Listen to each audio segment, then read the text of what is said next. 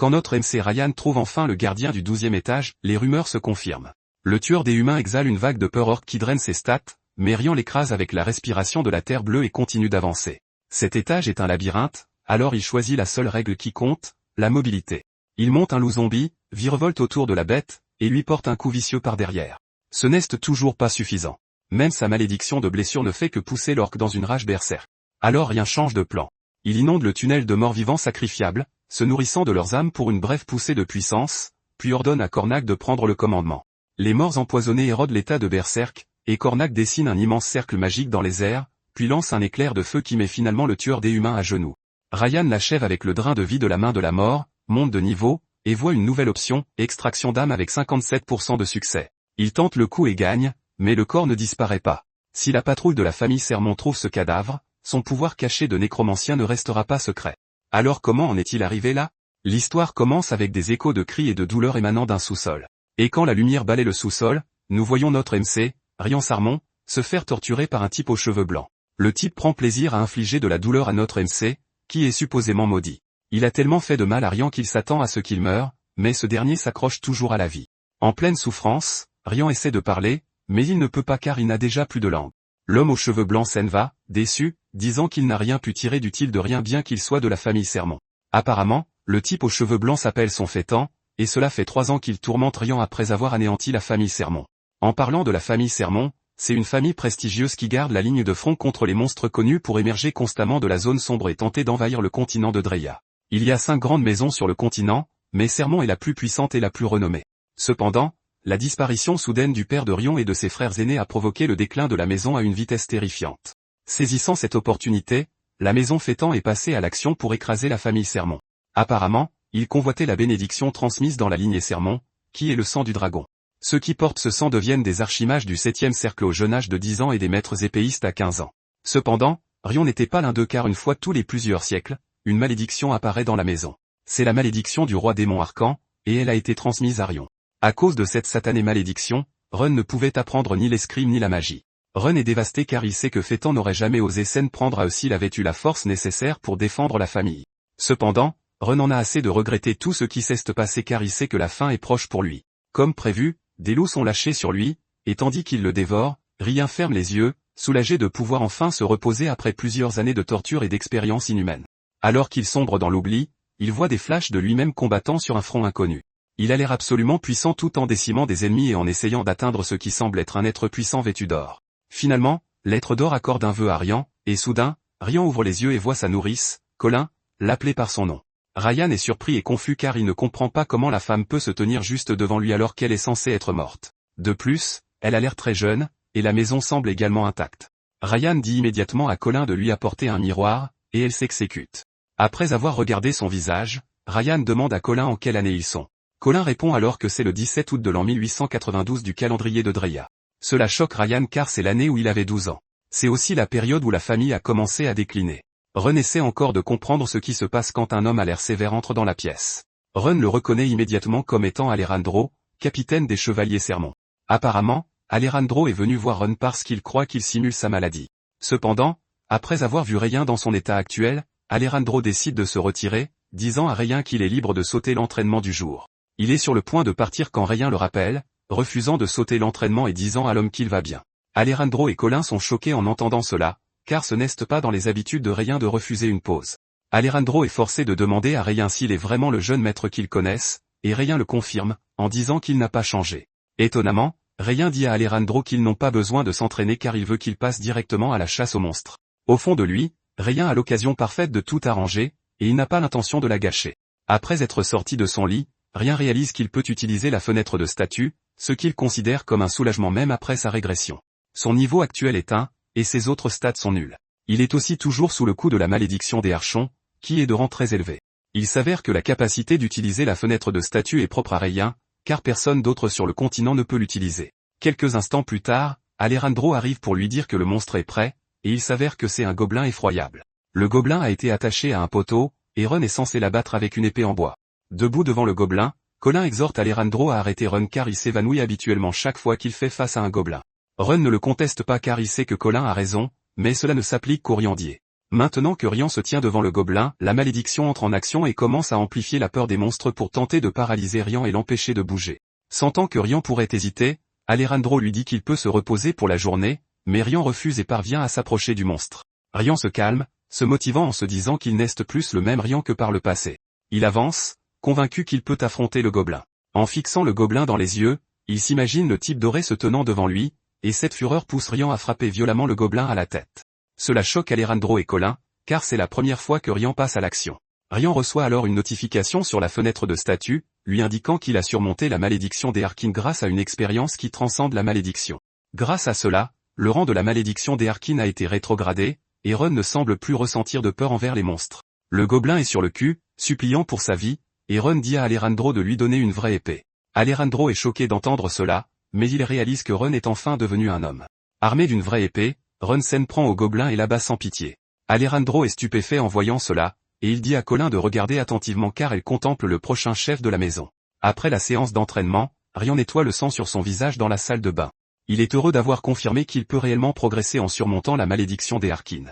Néanmoins, la progression était minime, et il se rend compte qu'à ce rythme, il devra chasser des milliers de gobelins juste pour monter de niveau.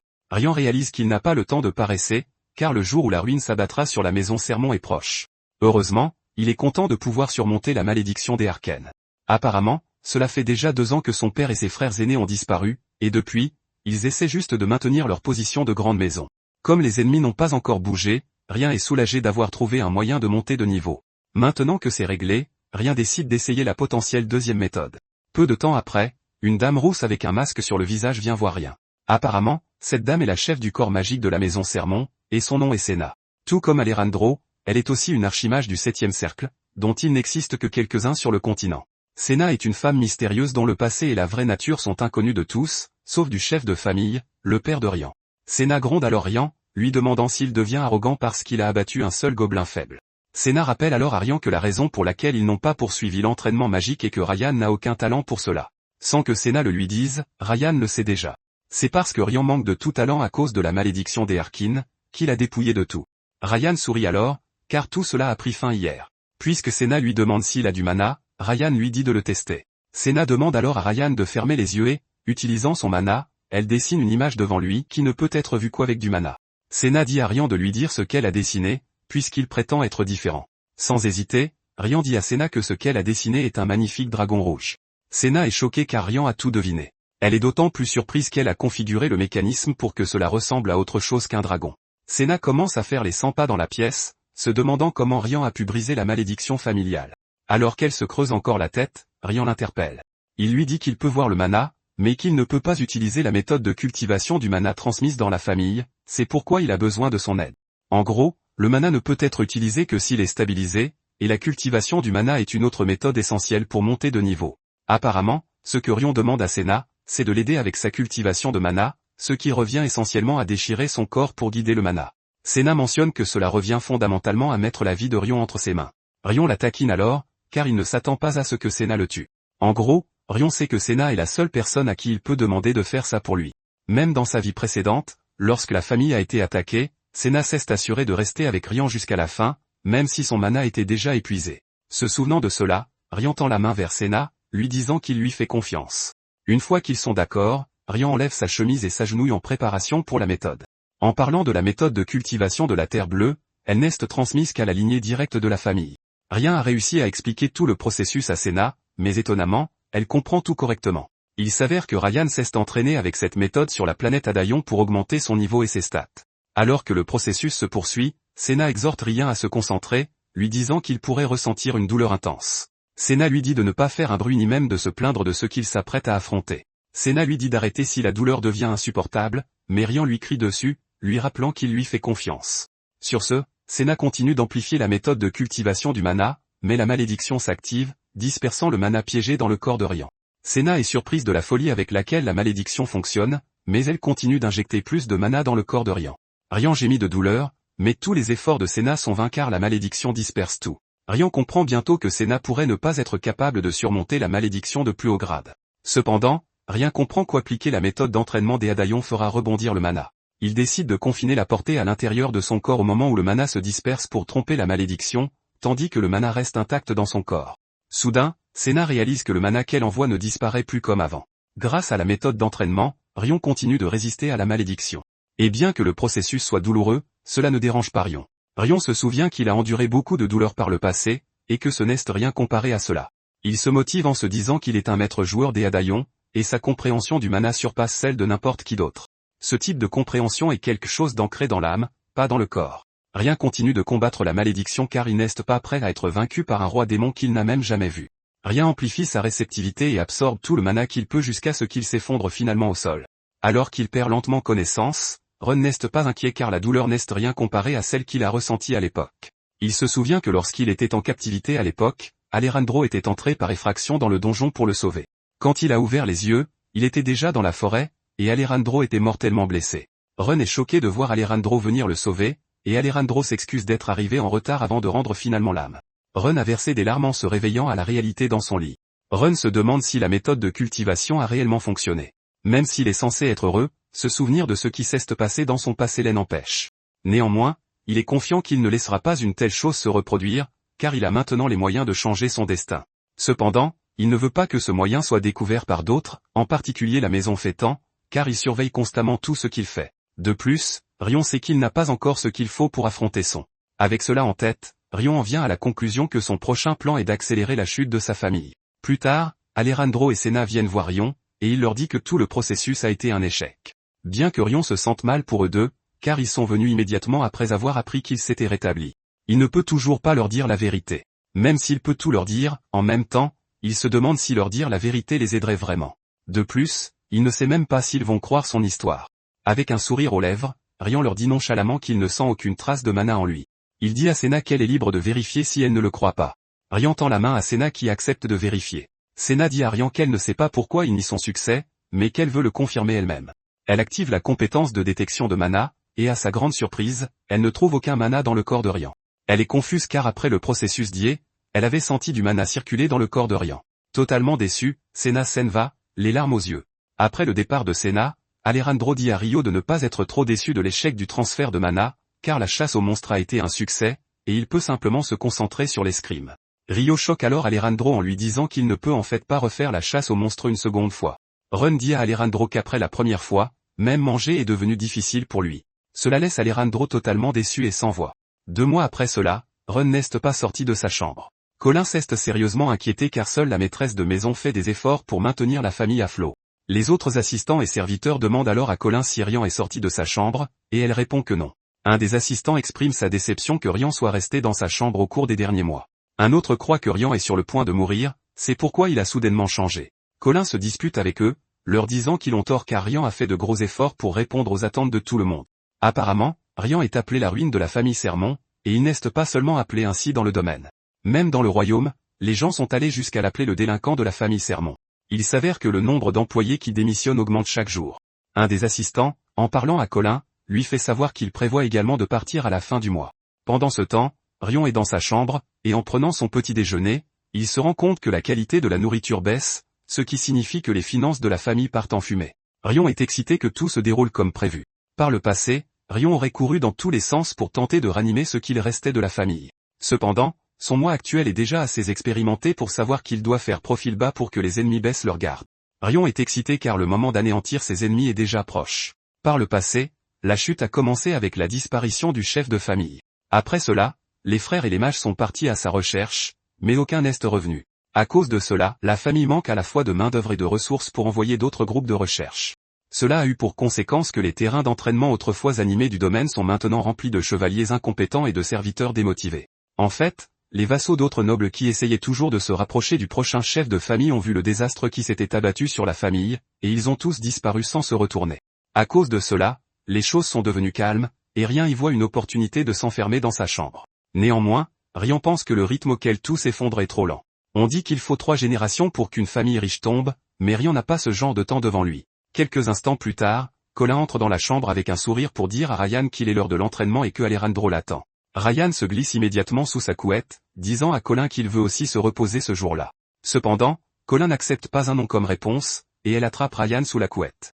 Apparemment, Colin fait tout cela parce qu'elle est déterminée à ne pas quitter la maison dans ces moments difficiles. Colin porte alors Rien jusqu'au terrain d'entraînement où Alejandro l'attend. Quelques instants plus tard, Alejandro se met à crier, disant à Rien qu'il tient l'épée de la mauvaise manière. Ron ne revient pas de l'entêtement des Alejandro, car il n'a pas abandonné depuis. Même si Ron veut récompenser leur loyauté et leur passion, il n'est pas prêt à leur dire qu'il s'est entraîné secrètement la nuit. En fait, il a utilisé la compétence de contrôle corporel, une compétence des Adaillons qui était utile pour l'assassinat. Cette compétence trompe les autres sur l'état du corps, et en ce moment, elle est à moitié activée. Après avoir balancé l'épée un moment, Rien la jette sous prétexte qu'il doit aller aux toilettes. Quand Rien arrive aux toilettes, il se rend compte que la compétence est encore trop instable pour être utilisée, car s'il bouge trop brusquement, le contrôle se rompra. Rion vérifie alors son statut et réalise qu'il est actuellement au niveau 3, et qu'il y a eu un peu de progrès dans ses autres statistiques aussi. Rion comprend qu'il montera de niveau plus rapidement et plus efficacement une fois que ses statistiques atteindront la vingtaine. Rion prévoit d'obtenir une classe fantôme comme dans Adaillon et d'élever également le nécromancien et l'assassin à des niveaux supérieurs. À ce moment-là, Rion sort des toilettes et trouve Alejandro en train de parler au majordome en chef, Truno Hilda. Truno s'excuse d'interrompre sa séance d'entraînement et mentionne qu'il a quelque chose pour lui. Il sort une lettre, et comme ce n'est pas la première fois, Rion sait déjà ce qu'est cette lettre.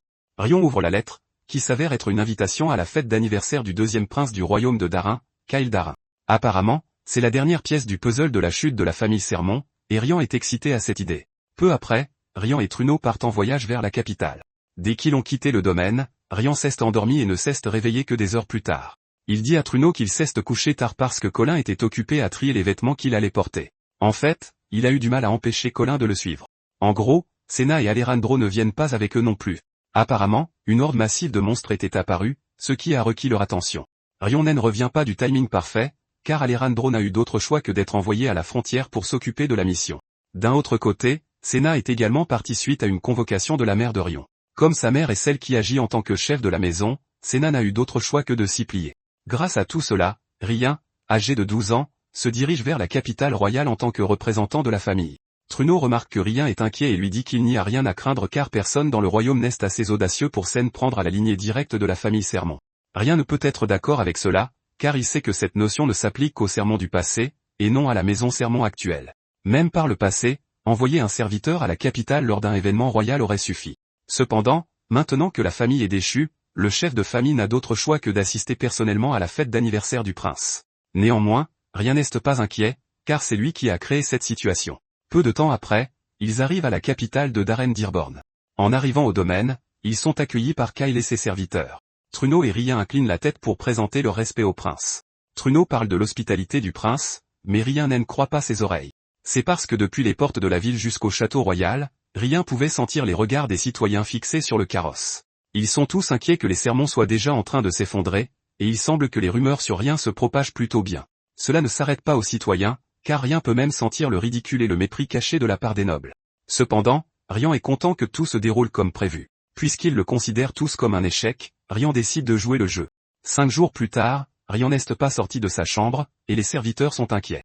Ils s'attendaient à ce que Rien se déplace et se lie d'amitié avec d'autres nobles, mais il ne fait rien de tout cela. Les serviteurs envoient alors le plus jeune d'entre eux dans la chambre de Rien, et à leur grande surprise, Rien dit au garçon qu'il va assister au banquet qui se tient ce jour-là. Quand les serviteurs entendent cela, ils se réjouissent tous car leur jeune maître sort enfin de sa coquille. Cependant, il veut qu'ils gardent tout cela secret jusqu'à l'événement. Rien sait que les serviteurs se calmeront enfin après avoir eu la chance d'aller au banquet. Apparemment, Rien s'est entraîné ces derniers jours, et il est reconnaissant de n'avoir eu aucune distraction. En même temps, il assiste au banquet car il a également mis en marche un plan secret qui tourne autour de la présence de son faiton. Ce soir-là, Son arrive dans la salle, et il y entre avec son air orgueilleux. Son s'approche de Truno pour le saluer, et Truno semble mal à l'aise en sa présence. Son demande à Truno où est le fameux Rien, car il a entendu dire qu'il était les premiers à arriver à la fête. Truno est furieux en entendant cela, mais il parvient à contenir sa colère en demandant à Son ce qu'il entend par fameux. Son jette alors de l'huile sur le feu en parlant de la chute des sermons, qui tourne autour de Rion. Truno perd presque la tête en entendant cela, mais il sait que Son est un magicien de 15 ans qui a déjà atteint le 5e cercle. Apparemment, Son est assez audacieux pour faire ce qu'il veut car il a le soutien de sa famille, mais Truno est furieux que Son ait le culot d'insulter la famille Sermon dans la salle de banquet. À ce moment-là, Sons mentionne que tout ce qu'il vient de dire est une rumeur qu'il a entendue, et que même lui pense que le coupable qui propage la rumeur devrait être puni. Cependant, Truno sait qu'il ne raconte que des sornettes car Sons est connu pour être une ordure qui a commencé à boire de l'alcool à 7 ans, et qui à 12 ans, a tué un roturier du territoire de la famille Féton. Truno est sur le point d'exploser lorsque l'arrivée de Rien dans la salle est annoncée. Rien est d'une élégance absolue en entrant dans la pièce, ce qui choque Truno car il ne s'attendait pas à ce que Rien quitte sa chambre. L'apparence élégante de Rian laisse les nobles s'extasier sur lui, car il a l'air complètement différent de ce que disait la rumeur. Les nobles commencent à changer de perspective sur la famille Sermon et sur le fait qu'elle soit au bord de l'effondrement. Son, d'un autre côté, est furieux que l'entrée de Rian dans la pièce lui ait volé toute l'attention qu'il était censé recevoir. Rian s'approche alors de Son en lui disant qu'il a beaucoup entendu parler de lui par son frère aîné, Ra. Apparemment, Ra était le 4e fils de la famille, qui a disparu après leur père. Son essaie de tourner la situation à son avantage, mais rien n'a pas fini de parler. Il dit à Son que Ra lui a dit qu'il était une personne très gentille, car ils ont fréquenté la même académie ensemble. Rian mentionne que la renommée de Son s'est répandue dans toute l'académie même s'il est parti au bout de quelques mois. Rian passe alors en mode entièrement sarcastique en disant à Sons qu'il a tout entendu sur la façon dont il a aidé un étudiant qui était harcelé et a même aidé à soulager la souffrance d'une étudiante qui était importunée. À ce stade, Sons perd déjà la tête, et Rian pousse les choses à l'extrême, en parlant de Ra qui lui aurait dit quelque chose à propos d'un genou. Truno intervient rapidement, disant que Ra a prétendu que Sons lui avait apporté un remède quand il avait mal au genou. Truno attrape alors Rian et l'entraîne loin de là, en disant qu'il avait quelque chose à lui transmettre. En passant devant Sons, Rian peut voir son expression faciale et le fait qu'il est sérieusement en colère. En vérité, c'est exactement ce que Rian veut, car la rage de Sons est très importante pour son plan. Sons retourna dans sa chambre, complètement furieux. Il fracasse le vase dans sa chambre en se remémorant l'échange entre lui et Rian. Apparemment, Sons a été renvoyé de l'académie, et il sait que Ross est au courant de tout. Sons est furieux et inquiet car il ne veut pas que l'humiliation qu'il a subie à l'époque refasse surface. Alors qu'il était encore à l'académie, Sons était pris à une fille proche de Ross, et Ross s'était chargé de lui régler son compte. L'excuse de Sons était qu'il ne savait pas que la fille était l'amante de Ross, car il avait simplement supposé qu'elle était une simple roturière qui avait réussi à entrer à l'académie. Cela ne fait qu'irriter davantage Ross, car il n'arrive pas à croire que Sons traiterait une camarade comme un déchet, qu'elle soit roturière ou noble. En fait, il a utilisé la magie pour la blesser, et Ross dit immédiatement à Sons de se mettre à genoux et de demander pardon. Ra lui fait savoir qu'il le tuera s'il ne demande pas sincèrement pardon à la demoiselle. C'était essentiellement l'origine de toute l'histoire du genou que Rian était sur le point de raconter en public, et Son est de plus en plus en colère dans sa chambre. Son décide finalement qu'il est temps de mettre à exécution le plan qu'il attendait. Il prévoit d'écraser Rian aussi vite que possible. Sons fulmine encore sur ce qu'il veut faire quand il reçoit la visite d'un invité inattendu, Truno. Une fois la fête terminée, Rian et ses escortes se préparent à retourner au domaine familial. Son est heureux que tout ce qu'il a planifié pendant la fête se soit déroulé exactement comme il l'avait prévu. Il a réussi à se défaire de l'image que les rumeurs malveillantes donnaient de lui, celle d'un jeune chef de famille malheureux. Il est content que même Son ait mordu à l'hameçon comme il le voulait. À ce moment, Truno dit à Rian qu'il a été impressionné par la conduite de Rian pendant la fête car cela lui a fait croire que l'étincelle d'espoir au sein de la famille Sermon n'était pas complètement éteinte. Rian l'interrompt alors, rappelant à Truno que tout ce qu'il a fait, c'est échouer à nouer des liens avec d'autres nobles, et qu'il a même provoqué un conflit avec la famille Féton. Truno bégaye en disant à Rian que son comportement en présence de Son était exaltant.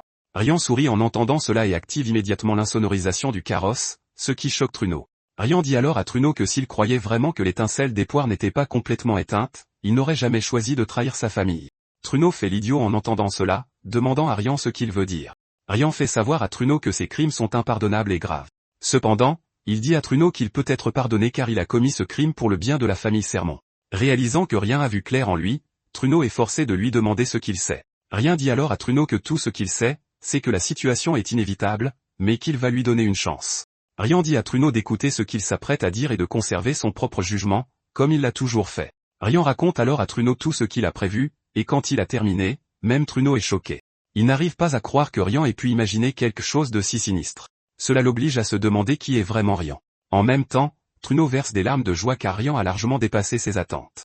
Rian dit alors à Truno qu'il connaît déjà le choix qu'il va faire, car Truno lui-même a quitté le chemin de la loyauté. Truno fixe Rian, se demandant comment il peut sourire alors qu'il sait ce qui les attend. Soudain, il réalise que ce qu'il regarde n'est pas un sourire, mais une intention meurtrière, cruelle et glaçante. À ce moment-là, le carrosse s'arrête, et le garde demande au cocher pourquoi il s'est arrêté. Il lui dit de continuer, mais soudain, il remarque que le cocher est mort. C'est là que le garde comprend qu'ils sont tombés dans une embuscade, et il hurle aux autres de protéger le carrosse. Une volée de flèches fuse vers le carrosse, et le chef de l'unité hurle au mage de dresser une barrière. La barrière parvient à protéger le carrosse, mais certains soldats se font empaler par les flèches. Les soldats sont choqués que quelqu'un ose attaquer la famille Sermon. Ils se rassemblent encore pour tenter de protéger le carrosse quand l'information parvient au chef d'escouade que Rian a disparu. Il s'avère que c'est Truna qui a enlevé Rian et l'a éloigné de la scène. Pendant qu'il court, il continue d'appliquer plusieurs sortes d'altérations d'état pour essayer de maîtriser Rian, mais Rian dissipe tout. Cependant, il maintient le mensonge qu'il est inconscient juste pour voir comment les choses vont se dérouler. Rian sait que les gardes doivent être en train de devenir fous à cause de son enlèvement. Dans sa vie passée, il se souvient que les gardes ont consacré tous leurs efforts à le retrouver, lui, le dernier héritier direct restant à part sa jeune sœur. Cependant, cela a provoqué l'effondrement rapide de la fortune familiale, ce qui a finalement entraîné la chute complète de la famille Sermon. Bien que Rian pense qu'avec son état actuel, il peut utiliser l'Incile pour tout organiser selon son propre calendrier afin de servir ses propres intérêts. Avant que Truno ne soit kidnappé, Rian lui avait parlé de son plan pour faire croire que la famille s'effondrait. Rian a dit à Truno qu'essayer de sauver la maison dans la situation actuelle inciterait les autres maisons à agir pour les contenir. Comme la maison est actuellement faible, il ne résisterait pas à une attaque unie des autres familles. Rian révèle que c'est pourquoi il a intentionnellement répandu des rumeurs pour montrer que le dernier héritier direct de la famille Sermon ne représente aucune menace pour les autres maisons, afin de les amener à baisser leur garde. Cependant, même si les autres familles n'agissent pas, Rian sait que la maison Phaéton agira pour écraser complètement la famille Sermon. Rian sait déjà que la maison Phaéton ne le laissera pas tranquille tant qu'ils ne l'auront pas éliminé. Puisque Rian sait déjà cela, il dit à Truno qu'il compte tout utiliser à son avantage. Il dit à Truno qu'il a déjà provoqué son, et que s'il doit agir, ce sera exactement au moment où il sera en chemin depuis la capitale royale. Rian mentionne que ce serait mieux s'il y avait un collaborateur interne, et c'est là que Truno entre en jeu. Rian demande alors à Truno de faire son choix, soit l'Incite sera l'apogée de la chute de la famille Sermon, soit il sera le signal marquant le début du plan de résurrection de la famille Sermon. Maintenant que tout se déroule comme Rian le souhaite, Truno verse des larmes en s'éloignant à cheval avec Rian ligoté. Cependant, Rian lui dit de suivre le plan car c'est la seule façon pour lui d'être pardonné. Au même moment, Rian travaille sur ses statistiques, et quelques instants plus tard, toutes ses statistiques atteignent le niveau 20, ce qu'il attendait. Peu de temps après, Truno rencontre Suns et ses chevaliers à l'endroit convenu. Suns est surpris que Truno se soit présenté en personne pour livrer Rian. Apparemment, ils ont un marché, et Suns sort un parchemin contenant l'ensemble des informations que Truno veut. Son assure à Truno que les informations ont été fournies par une famille nommée Azan, ce qui signifie qu'elles sont vérifiées. Son mentionne que Azan est une famille prestigieuse du continent de Dreya. C'est une famille réputée pour les assassinats et le commerce d'informations. Pour cette raison, son assure à Truno qu'il est impossible que la famille vende de fausses informations. Truno mentionne que tout ce qui se trouve dans le livre concerne les observations des héritiers disparus de la famille Sermon. Quand Rian entend cela, il comprend enfin la raison pour laquelle Truno a trahi la famille. La conviction de Truno était de se débarrasser d'un héritier incompétent, Rian, afin de pouvoir rechercher les frères aînés disparus qui pourraient diriger correctement la famille Sermon. Rian sait que Truno n'aurait jamais survécu si Azan avait vraiment eu les informations. Après que Suns ait remis les documents, il traite Truno de traître et lui dit que son travail est terminé. Truno dit alors à Suns de tenir sa promesse, et Suns lui assure que les soldats ne seront pas blessés. Une fois les deux parties d'accord, Truno part avec les informations, et un des hommes de Suns lui demande s'il devrait s'occuper des soldats, mais Suns dit non. Il mentionne que la famille Sermon aurait facilement compris que Truno est le coupable, et Suns veut que Truno retourne dans la famille pour que son plan se déroule comme il le souhaite. Pendant ce temps, Suns est exalté d'avoir enfin Rian à sa merci. Quelques instants plus tard, Rian ouvre les yeux dans le sous-sol, avec Suns qui le regarde de haut. Suns se met à rire comme un fou, se moquant de Rian pour son état pitoyable. Rian joue le jeu, demandant à Suns le sens de ce qu'il fait. Son répond avec assurance qu'il vient de kidnapper le précieux descendant de la famille Sermon. Rian demande alors à son s'il sait ce qui va se passer ensuite, et son se moque de lui car il pense que Rian n'est pas en position de faire des menaces. Son s'approche de Rian, lui attrape la tête et lui parle de ce qu'il a pu entendre de son frère, Ra. Son passe rapidement à l'action et donne un coup de pied dans la tête de Rian, lui disant qu'il n'aurait pas dû défier la maison Phaéton. Son se moque de Rian, lui disant que Truno l'a en fait vendu pour une information sur ses frères. Son fait savoir à Rian que personne ne peut le sauver. Son révèle que l'enlèvement de Rian était le fondement de la guerre entre la famille Sermon et la famille Phaéton. À ce moment-là, Rian se moque de lui, le traitant de moulin à parole qui ne se tait jamais. Cela énerve son, et il active avec colère un cercle magique visant Rian. Étonnamment, cela ne fait rien, mais son n'est pas inquiet car il croit que Rian n'a réussi qu'à gagner quelques secondes pour lui-même. Son se rapproche de Rian, et Rian lui répète qu'il parle trop. Soudain, un cercle magique frappe son à la gorge, l'empêchant finalement de parler. Son se prend la gorge de douleur, et Rian lui fait savoir qu'il vient d'utiliser un cercle magique de silence sur lui, ce qui a scellé sa magie de cercle supérieur. Rian se moque de son, lui demandant comment il compte s'en sortir en tant que mage qui ne peut pas incanter. Son décide alors d'attaquer Rian avec un trait de feu qui ne nécessite pas d'incantation. Apparemment, il choisit un sort de bas niveau car il ne veut pas encore tuer Rian, puisque tout ce qu'il fait est sous les ordres de son père. Son lance l'attaque magique sur la jambe de Rian dans l'espoir de l'estropier, mais à sa grande surprise, rien n'arrive à Rian. Comme le dernier sort qu'il a utilisé est un sort de deuxième cercle, son décide d'utiliser un sort de troisième cercle, confiant que Rian n'a pas ce qu'il faut pour se défendre. Au moment où il s'apprête à déchaîner son attaque, Rian le frappe avec un sort de perturbation de mana, provoquant une douleur dans la main de Suns. Il hurle d'agonie, et Rian révèle qu'au moment où un niveau prédéfini de magie est lancé, il a ce qu'il faut pour l'annuler instantanément. Rian se moque de son, lui disant que quoi qu'il fasse, tout sera inutile. Comme il ne peut pas utiliser la magie, son sort une dague. Mais avant même qu'il ne puisse faire quoi que ce soit avec, Rian brise les chaînes qui le retiennent. Son est choqué en voyant cela, et Rian lui fait savoir que briser les chaînes n'est qu'un jeu d'enfant pour lui. Rian lance alors un autre sortilège, un sort de paralysie, pour projeter son au sol. Son hurle de douleur, et Rian lui dit de regarder autour de lui car cette fois, les rôles sont inversés. Plus tard, Son se réveille et se retrouve enchaîné, et Rayon tient sa dague dans ses mains. Son traite Rayon de déchets, et il est choqué de pouvoir enfin parler. Il commence à se demander si les chaînes sur lui ne sont pas des entraves de mana, mais des chaînes ordinaires. Il pense que rien est assez stupide pour ne pas utiliser d'entrave de mana sur lui, et Son active rapidement le sort de lame de vent. Mais celui-ci ricoche, lui causant une douleur intense. Rien se moque de lui, disant qu'il le croyait probablement stupide. Sun se demande comment il a été blessé alors qu'il n'y a aucun cercle magique nulle part. Rion dit alors à Sun qu'il n'est pas assez stupide pour enchaîner un mage sans aucune contre-mesure. Rion révèle qu'il a déjà dessiné un cercle magique sur tout son corps, et Son est choqué d'entendre cela. Rien déchire alors sa chemise pour révéler le cercle magique horrible sur sa poitrine. Rien sait que Son est assez familier avec l'art interdit de graver des cercles dans la chair avec des cicatrices, ce qui est appelé l'effet du cercle de sang. C'est ainsi que Son lui avait fait à l'époque, et il l'avait même fait alors qu'il était parfaitement conscient. Son n'a d'autre choix que de demander à Rion comment il connaît le sort, car même selon les rapports, Rion ne devrait pas du tout pouvoir utiliser le mana. Apparemment, tout cela est grâce aux souvenirs passés de Rion et à sa vie à Adaïen. Il y a 3 mois, après que Rion ait obtenu la méthode de liaison de mana, la première chose qu'il a faite a été d'améliorer la compétence de dissimulation qui l'aiderait à rester caché.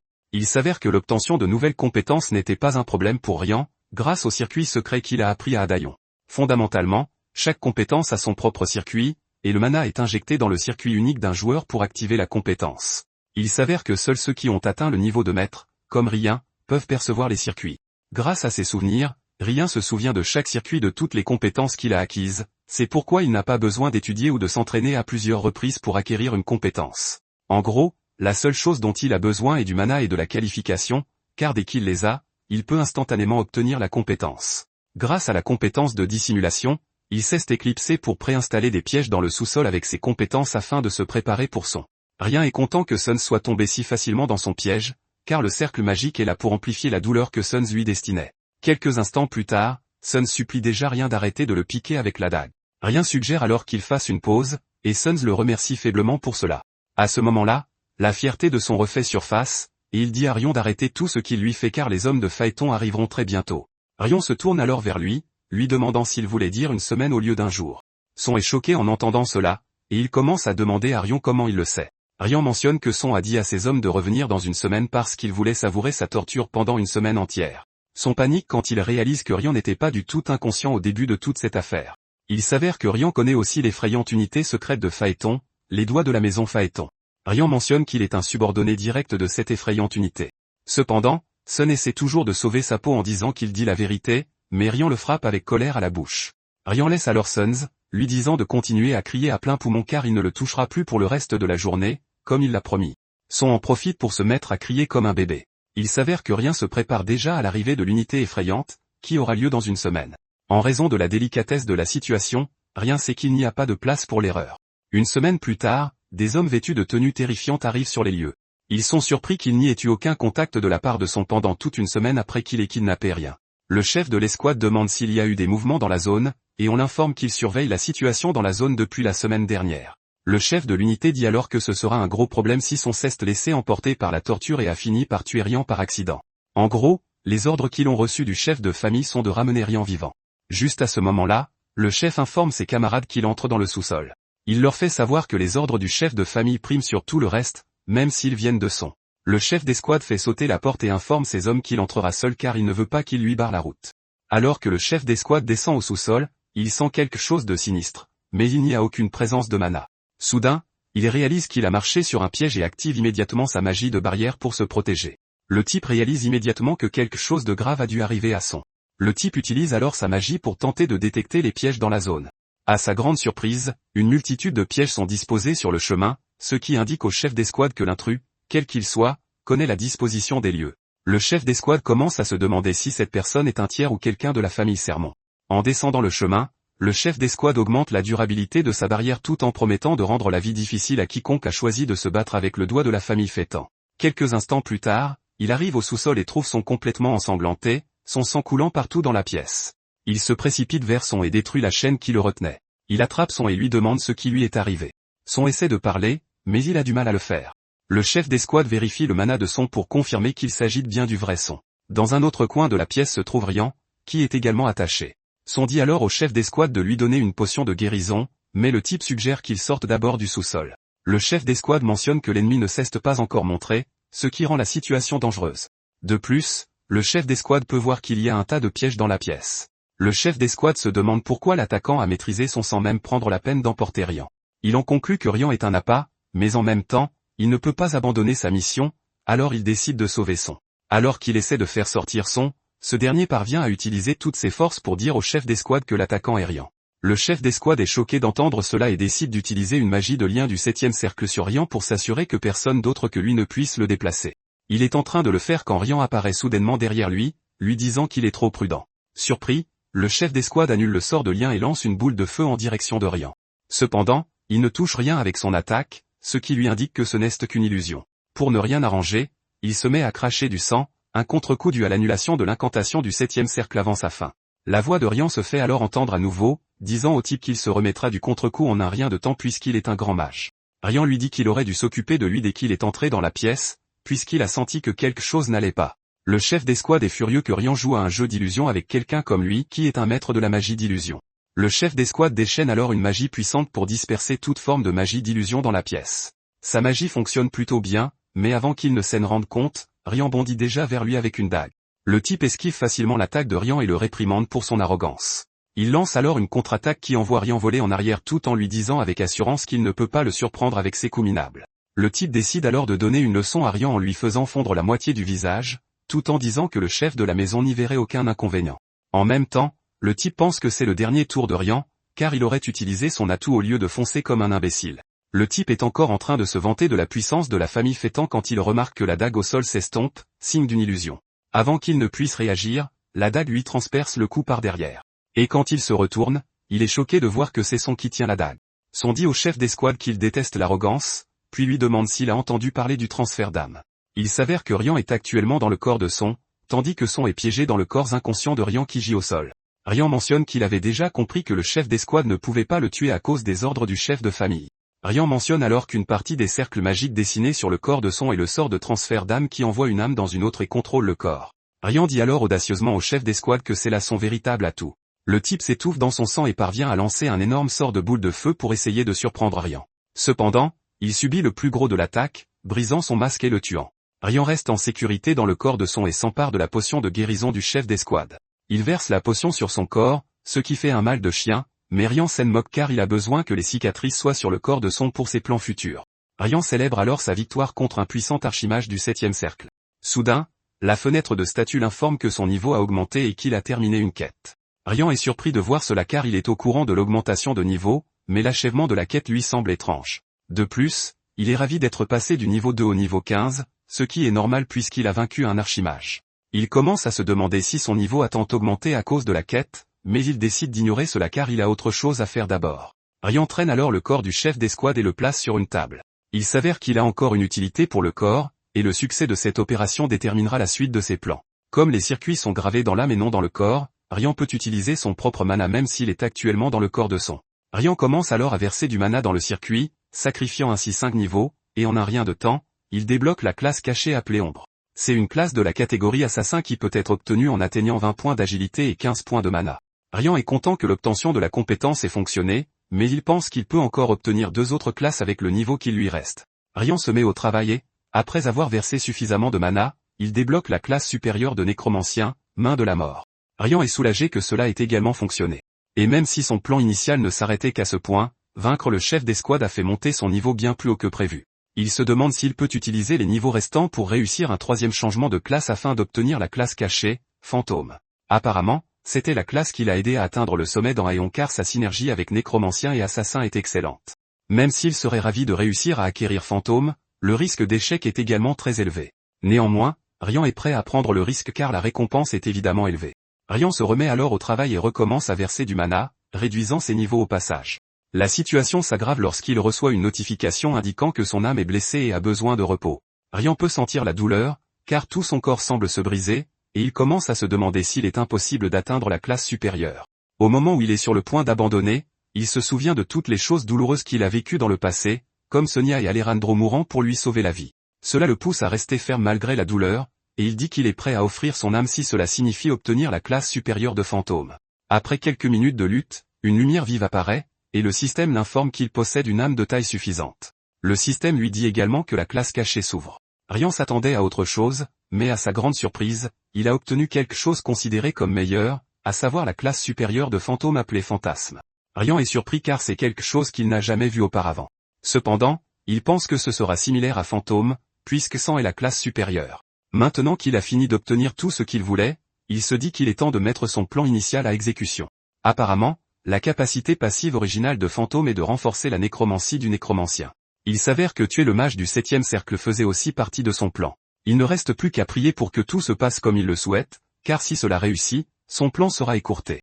Juste à ce moment-là, il active la compétence « Création de Lich » pour tenter de mettre l'archimage sous ses ordres. Normalement, la création de Lich requiert un niveau de nécromancien d'au moins 70, mais avec un mage du 7e cercle comme matériau, Rian est convaincu que cela va fonctionner.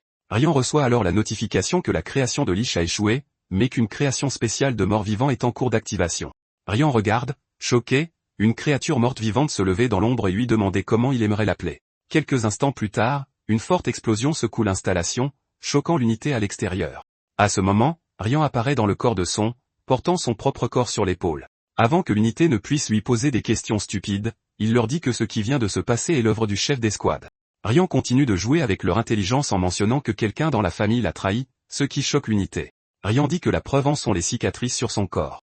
Il leur dit ensuite qu'il a lié le chef d'escouade avec un artefact, mais que cela ne tiendra pas longtemps. Il dit à l'unité qu'il quitte la zone avec Rian inconscient, et qu'il veut qu'il lui fasse gagner du temps pour retourner au domaine familial. Il leur assure que des renforts seront envoyés immédiatement et les exhorte à maintenir le chef d'escouade sous contrôle d'ici là, car il y aura une grande récompense pour tout le monde. Sur ce, Rian s'éloigne à cheval, et c'est la dernière fois qu'ils verront Son après cela. L'unité remet ensuite son rapport à un autre mage du 7e cercle de la famille Fétan, Piru. En entendant le rapport, il est choqué qu'il n'ait trouvé aucune trace de son collègue, le chef d'escouade, également connu sous le nom d'Easeke, à l'intérieur de l'installation. Il demande alors au type qui est venu lui faire le rapport s'ils sont les seuls à savoir ce qui s'est passé cette nuit-là, et il répond oui. Cela s'avère être une erreur de sa part, car un autre type masqué apparaît derrière lui et lui transperce le cou avec son épée, mettant brutalement fin à sa vie. Pierce dit au type masqué que la disparition de Son pourrait être un gros problème, mais qu'ils seront dans un pétrin encore plus grand si l'on apprend qu'ils sont impliqués dans l'enlèvement de Rian. Soudain, Pierce entend une agitation à l'extérieur, qui s'avère être Alejandro. Il est enragé et dit qu'il va tuer tout le monde dans le camp. Piri sort alors de sa tente, demandant pourquoi Alejandro s'est présenté sur le territoire d'une autre famille sans préavis, sachant que cela pourrait mener à une guerre entre leurs maisons. Alejandro fait savoir à Piri que ce sont eux qui ont déclenché la guerre en premier, et il exige qu'il lui livre Ron sur le champ. Alejandro mentionne que tout n'est plus une suspicion mais une certitude, car un incendie est apparu dans la région frontalière juste une semaine après la disparition de Ron. Alejandro mentionne qu'ils viennent de découvrir la structure suspecte et l'installation souterraine, et que la famille Fétan a soudainement installé un camp juste en face d'eux. Alejandro pense qu'avec tout cela, la famille Fétan essaie de cacher quelque chose. Piri dit alors à Alejandro qu'ils ne savent vraiment rien de la disparition de Rian. Et en plus de cela, Piri révèle que Son a également disparu. Piri dit alors à Alejandro qu'ils ont besoin de leur coopération pour les recherches, mais Alejandro lui dit de la fermer. Alejandro fait savoir à Piri qu'ils ne leur donneront aucune chance de toucher à la scène tant que la famille Sermon n'aura pas terminé sa propre enquête. Cela dégénère immédiatement en un moment de tension entre les deux, et au loin se tient Truno. Il est surpris que les Fétans aient amené ses troupes, et il se met à prier pour que tout cela ne dégénère pas en conflit. Truno parle de cela quand Senna apparaît sur scène, disant à Truno qu'il n'a pas le droit de l'ouvrir car c'est un maudit traître. La sueur coule sur le visage de Truno quand il réalise qu'il a été découvert, et Senna lui dit qu'il serait déjà mort sans le message de Rian. Senna dit à Truno de se taire et de ne parler que lorsque cela concerne la recherche de Rian. Truno dit alors à Senna que Rian a dit qu'il laisserait une trace dans la région, et il est presque sûr que la famille Fétan ne peut pas la localiser, car seule la méthode de culture particulière de la famille Sermon peut le faire. Senna décide alors de commencer à chercher, et elle espère capter une faible trace du mana de Rian dans la zone, puisqu'il a réussi le lien de mana la dernière fois. Quelques instants plus tard, Senna repère ce que Rian leur a laissé. Et à leur plus grande surprise, c'est Son qui est pendu à un arbre. Sur le corps de Son, un message indique qu'il est le ravisseur et qu'il doit être puni. Sous ses jambes se trouve une lettre laissée par Rian, et Senna s'en empare rapidement. Apparemment, Rian a laissé la lettre là car il savait que seul Senna serait capable de la trouver. Il s'avère que Rian avait en fait l'idée de prendre possession du corps de Son pour détruire la famille Fétan de l'intérieur. Mais comme le chef de la famille est un mage du 8e cercle, rien pense qu'il pourrait remarquer le transfert d'âme. De plus, s'il retourne dans la famille Sermon, l'incident pourrait déclencher une guerre entre les deux familles, et la famille Sermon actuelle n'a pas les moyens de supporter une guerre. Cela lui laisse la troisième option, qui est de disparaître complètement. Cependant, il décide de laisser une explication à Senna avant de le faire. Après que Senna a fini de lire la lettre, Truno l'interroge sur son contenu, mais elle l'ignore et brûle simplement la lettre. Senna dit alors à Truno qu'il est temps de rentrer chez eux car il y aura beaucoup à faire à partir de maintenant. Plus tard, un jeune garçon nommé Rion est vu courant dans les rues, et il ne fait aucun doute que ce Rion est la même personne que Rion. Rion tombe sur un vieil homme qui lui dit de se rendre à la guilde car le chef le cherche là-bas. 3 mois après toute cette affaire, la scène se déplace à Fétan, la capitale royale du royaume de Fétance 3. Apparemment, la tension entre les Sermons et les Fétans est devenue un sujet de conversation populaire. Apparemment, les gens pensent que l'origine du problème est qu'un traître de la maison Fétan a enlevé le dernier descendant de la maison Sermon. Cependant, la maison Sermon a plus tard accepté des réparations de la maison Fétan. Comme les Sermons n'ont pas pu retrouver leur fils kidnappé ni même le coupable, certains pensent qu'ils n'auraient pas dû accepter les réparations. Quelque part dans un coin se trouve la branche de Fétan de la guilde d'assassins, Marton, et 2 de ses membres éminents sont vus en train de discuter de toute l'affaire entre les Sermons et les Fétans. L'une est la directrice de la branche, Saphir, une assassin de 2e classe, et l'autre est un type nommé Dain. D'après ce qu'ils ont entendu, il se dit que Truno a été exécuté par Alejandro pour avoir coopéré avec le traître. Quelques instants plus tard, Rion entre dans la pièce pour voir Saphir. Saphir emmène Rion dans son bureau où elle lui montre une lettre officielle le recommandant comme membre de la guilde Marton. Cependant, il y a encore un test à passer, et Saphir lui fait savoir que ce sera sa première vraie mission. En même temps, Saphir ne pense même pas que Rien ait besoin d'être testé à nouveau car il a réussi à atteindre le test final à la branche de Fétan de Marton en seulement 2 mois. Saphir est fier de dire qu'un grand talent est né parmi eux. Rien est d'accord avec cela, mais fait savoir à Saphir qu'il est encore loin d'être un assassin de 2e classe comme elle. Saphir sourit en entendant la modestie de Rien, ce qui est assez différent de la façon dont il parlait lors de leur première rencontre 2 mois plus tôt. C'est quelque chose que le public ignore, mais Rien s'est discrètement présenté à la guilde des assassins et leur a soudainement tendu une somme d'argent pour une demande d'assassinat. Rien dit à Saphir qu'il n'a aucun problème à faire cela, car il a entendu dire que la guilde exécuterait n'importe quelle demande tant qu'il y a de l'argent en jeu. Saphir dit alors à Rien que ce n'était pas une question d'argent, mais qu'elle avait l'intuition qu'elle ne rencontrerait plus jamais un client aussi unique. Saphir a été inspiré dès le premier jour car Rien a apporté une énorme somme d'argent juste pour commander son propre assassinat. Après avoir terminé leurs discussions ennuyeuses, Rien se lève pour partir et dit à Saphir de l'appeler quand ce sera l'heure du test. Après le départ de Rien, un type étrange vêtu d'une aura violette émerge dans un coin, demandant à Saphir si elle a accepté Rien dans la guilde à cause de ses sentiments, mais Saphir lui dit que c'est plus que ça. Elle mentionne que Rien a en fait rejoint Marton et a terminé tout l'entraînement d'assassinat en seulement 1 mois. La raison pour laquelle c'est unique est que le même entraînement est censé prendre un minimum de 5 à 10 ans, ce qui fait de lui un grand talent. Saphir demande alors au type Cal s'il a terminé son enquête. Cal mentionne qu'il a enquêté sur le nom de Ryan, et tout ce qu'il a trouvé, c'est qu'il a été trouvé dans la rue et élevé par un maître inconnu. Cependant, son maître a disparu, c'est pourquoi il a rejoint la guilde pour trouver des informations sur lui. Cependant, le fait notable est sa demande d'assassinat sur lui-même pour prouver sa valeur à rejoindre la guilde. Saphir se dit sceptique quant aux informations fournies, mais Cal lui assure que tout est vrai car il s'est déjà rendu à l'endroit où Rian a dit avoir vécu avec son maître, et il y avait des traces de quelqu'un y ayant vécu jusqu'à récemment. Même si Cal a mené toute son enquête, Saphir a le sentiment que Ryan est en fait Rian Sermon, l'héritier disparu de la maison Sermon. Saphir ne veut pas croire que ce soit une coïncidence que Rian ait disparu, et qu'un garçon du même âge, Ryan, soit apparu à peu près au même moment. Cal dit alors à Saphir que la probabilité que Ryan soit Rian est en fait faible, et Saphir lui demande pourquoi. Cal mentionne que tout le monde sait que Rian manque de mana et des compétences d'un épéiste, et c'est le résultat de l'observation qu'ils ont eue de lui depuis sa naissance. À cause de cela, Cal pense qu'il est impossible que le Rian sans talent possède le même talent que Ryan. Cal fait savoir à Saphir qu'il peut continuer l'enquête si elle le souhaite, mais Saphir lui dit que c'est suffisant. Cependant, elle veut que Cal enquête sur le prétendu maître de Ryan car s'il a été capable de former un talent comme Ryan, cela signifie que c'est un individu extraordinaire. À l'insu des deux, Rien écoute en fait leur conversation grâce à ses compétences en nécromancie. Rien est également heureux que les niveaux qu'il a perdus lors du changement de classe soient revenus, ce qui signifie qu'investir son mana dans le contrôle corporel en valait la peine. Grâce à cela, il peut changer d'apparence et même éviter la détection de mana. Rien est impressionné par lui-même car il possède désormais les compétences qu'il peut employer pour tromper les capacités de détection d'un assassin de 2e classe. De plus, Rien se souvient du mort-vivant spécial qu'il a créé, et il finit par lui donner le nom de Cornac. Quand Rien a dévoilé Cornac pour la première fois, il a été choqué de découvrir qu'il s'agissait en fait d'un mort-vivant capable de grandir, tout comme un joueur.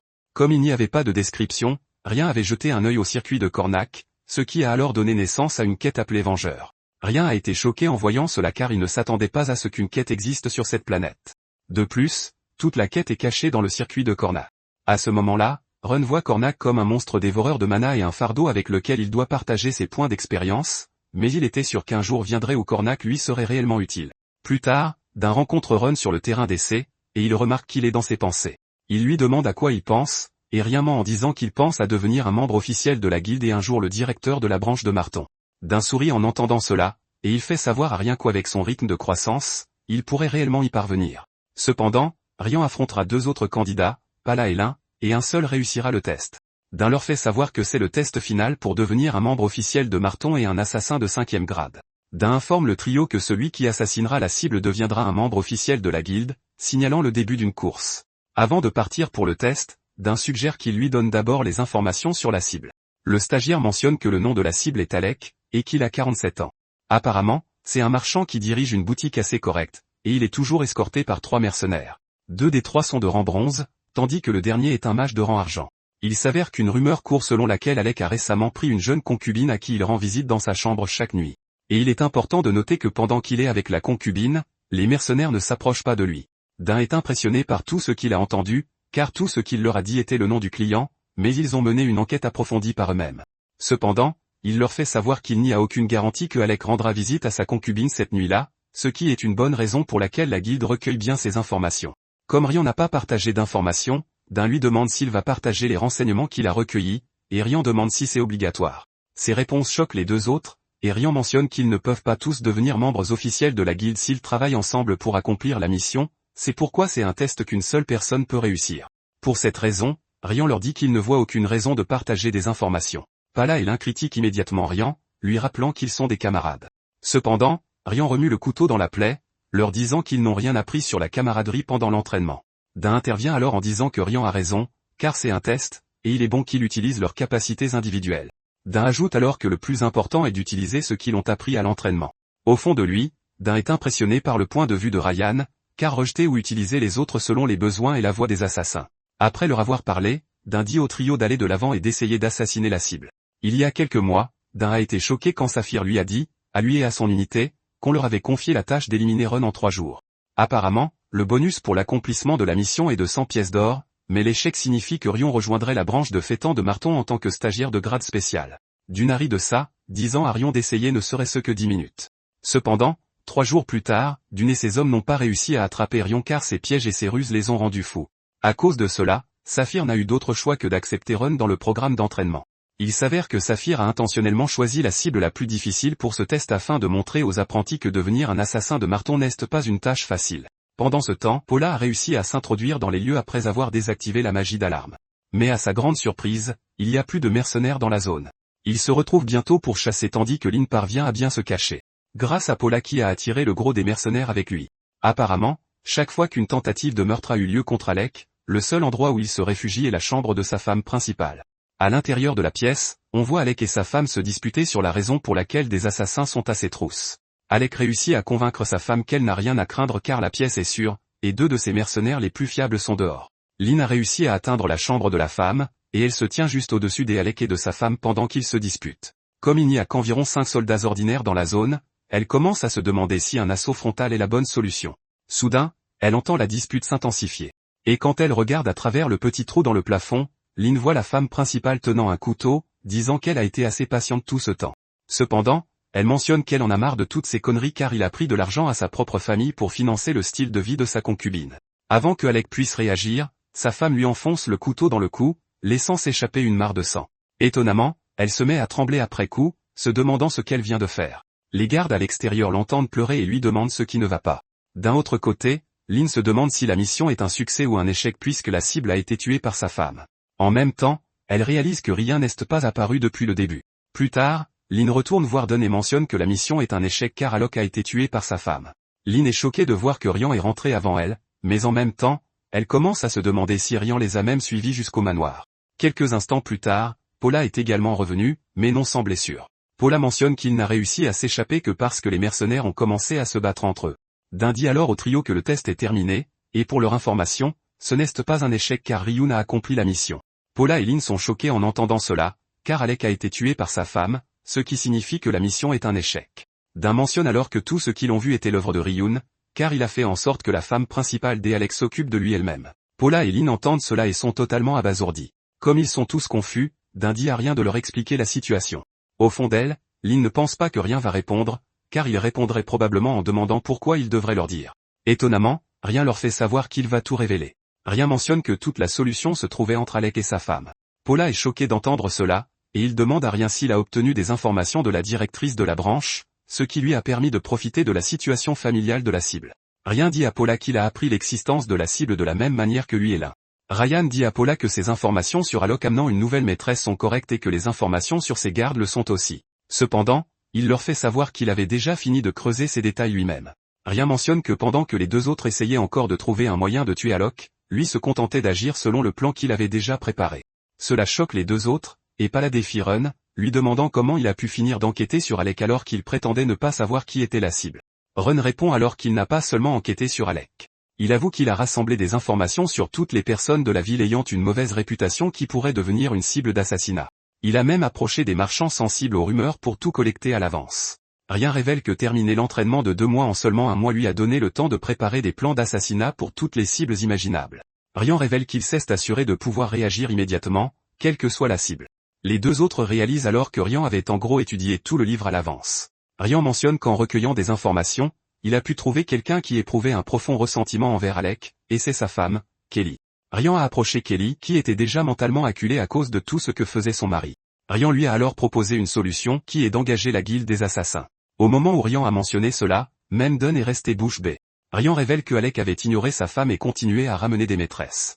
Il faisait même tout cela avec l'argent qu'il recevait de la famille de sa femme, ce qui a poussé Kelly à le haïr au point de vouloir le tuer. En même temps, Kelly ne voulait pas qu'il meure, alors Rien lui a dit que si elle engageait des mercenaires supplémentaires et renforçait la sécurité, Alec resterait en sécurité et aurait seulement peur. Rien lui a alors dit que chaque fois qu'il viendrait la voir, elle devrait faire passer l'agitation pour un complot orchestré par la maîtresse et un amant secret afin de ramener Alec à la raison. Comme elle était toujours ivre d'alcool, elle a gobé l'histoire trop facilement. Si les choses n'avaient progressé que jusqu'à ce point, tout se serait déroulé exactement comme elle le souhaitait. Mais juste avant que l'assassinat ne commence, Rien lui a dit une chose de plus. Rien lui a dit que l'argent que Alec utilisait pour rencontrer sa maîtresse et lui acheter des cadeaux provenait entièrement de sa famille sous prétexte de fonds commerciaux. Au moment où ils entendent cela, Dunn et les autres réalisent que depuis le tout début, ils dansaient tous au son de la musique de Ryan. Dunn mentionne alors qu'il y a encore quelque chose qu'il ne peut pas accepter, c'est que peu importe à quel point Kelly était furieuse, il n'y avait aucune chance qu'elle poignarde son mari à mort. Ryan répond qu'il l'a peut-être un peu aidé parce qu'il a mélangé une potion d'alchimie dans l'alcool livré chez Alex. Pour éviter les pertes, Ryan en a également mélangé dans les eaux que les mercenaires boiraient. Paula lui demande de quel genre de potion il s'agissait, et Ryan révèle que c'est le genre qui obscurcit le jugement pendant un moment et rend les gens facilement furieux. C'est à ce moment-là que Paula a réalisé que les mercenaires qui se battaient entre eux, c'était aussi à cause de ça. Ryan dit fièrement qu'il n'a peut-être rien appris sur la camaraderie, mais en même temps, il ne voulait pas que ses camarades apprentis ou les membres de la guilde meurent. Les visages de Lin et Paula rougissent en entendant cela. D'un mentionne alors que tout s'est déroulé comme Ryan le voulait, et il le félicite pour avoir réussi l'examen, car un assassinat ne nécessite pas de tenir soi-même le couteau. Ryan mentionne alors que la guilde devrait être en mesure de percevoir la commission plus un supplément de la part de Kelly. Ryan révèle que Kelly est peut-être devenue une meurtrière, mais le fait est que les assassins se sont introduits par effraction. La guilde est la seule à savoir que c'est Kelly qui a tué son mari, et pour couvrir cela, Kelly serait prête à payer plus. D'une et les deux autres sont abasourdis en entendant cela, car Run est vraiment un cerveau effrayant. Paula conclut que se contenter de la deuxième place est la meilleure solution, car rivaliser avec Run n'est qu'une perte de temps à ce stade. D'un dit alors aux deux autres de retourner à la guilde pendant que Run reste car il a encore quelque chose à discuter avec lui. Après le départ des deux autres, d'un réprimande Run, lui disant qu'il vient de transformer Kelly en une meurtrière qui devra continuer à vivre avec la culpabilité d'avoir tué son mari. D'un est furieux parce que la guilde forme des assassins, pas des monstres. Ryan mentionne alors qu'il considérait initialement Kelly comme une personne normale jusqu'à récemment. Apparemment, chaque maîtresse que Alec a ramenée a été éliminée par Kelly. En gros, Alec avait d'autres affaires comme les stupéfiants, les jeux d'argent, et autres qui ont réussi à ruiner des vies. Il s'avère que Kelly s'est débarrassée de ses maîtresses en utilisant l'influence de sa famille, gardant ainsi les mains propres.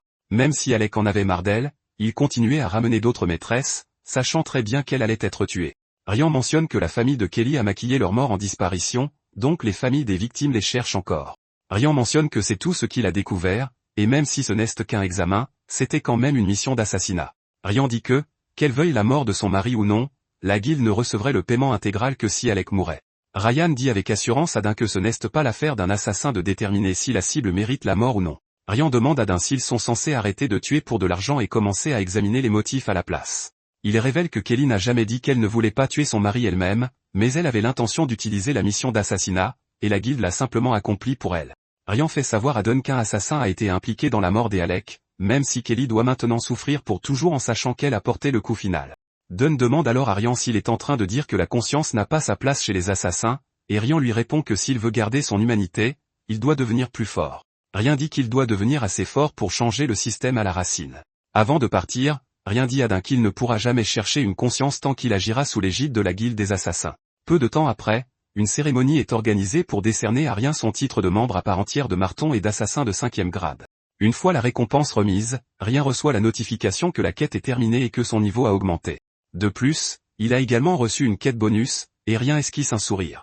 Le système l'informe qu'il a gagné le respect de Lin et Paula tout en répondant aux attentes de Dain. Pour cette raison, il reçoit également des points d'expérience supplémentaires. Saphir lui fait savoir qu'à partir de ce moment, il peut accepter les missions officielles de Marton, et s'il remplit les conditions, il peut également postuler pour une promotion. À ce moment-là, Ryan mentionne que réussir une seule mission d'une valeur de 30 pièces d'or ou plus est aussi une condition. Saphir est surprise d'entendre cela, mais elle n'a d'autre choix que d'admettre que cela fait partie des conditions.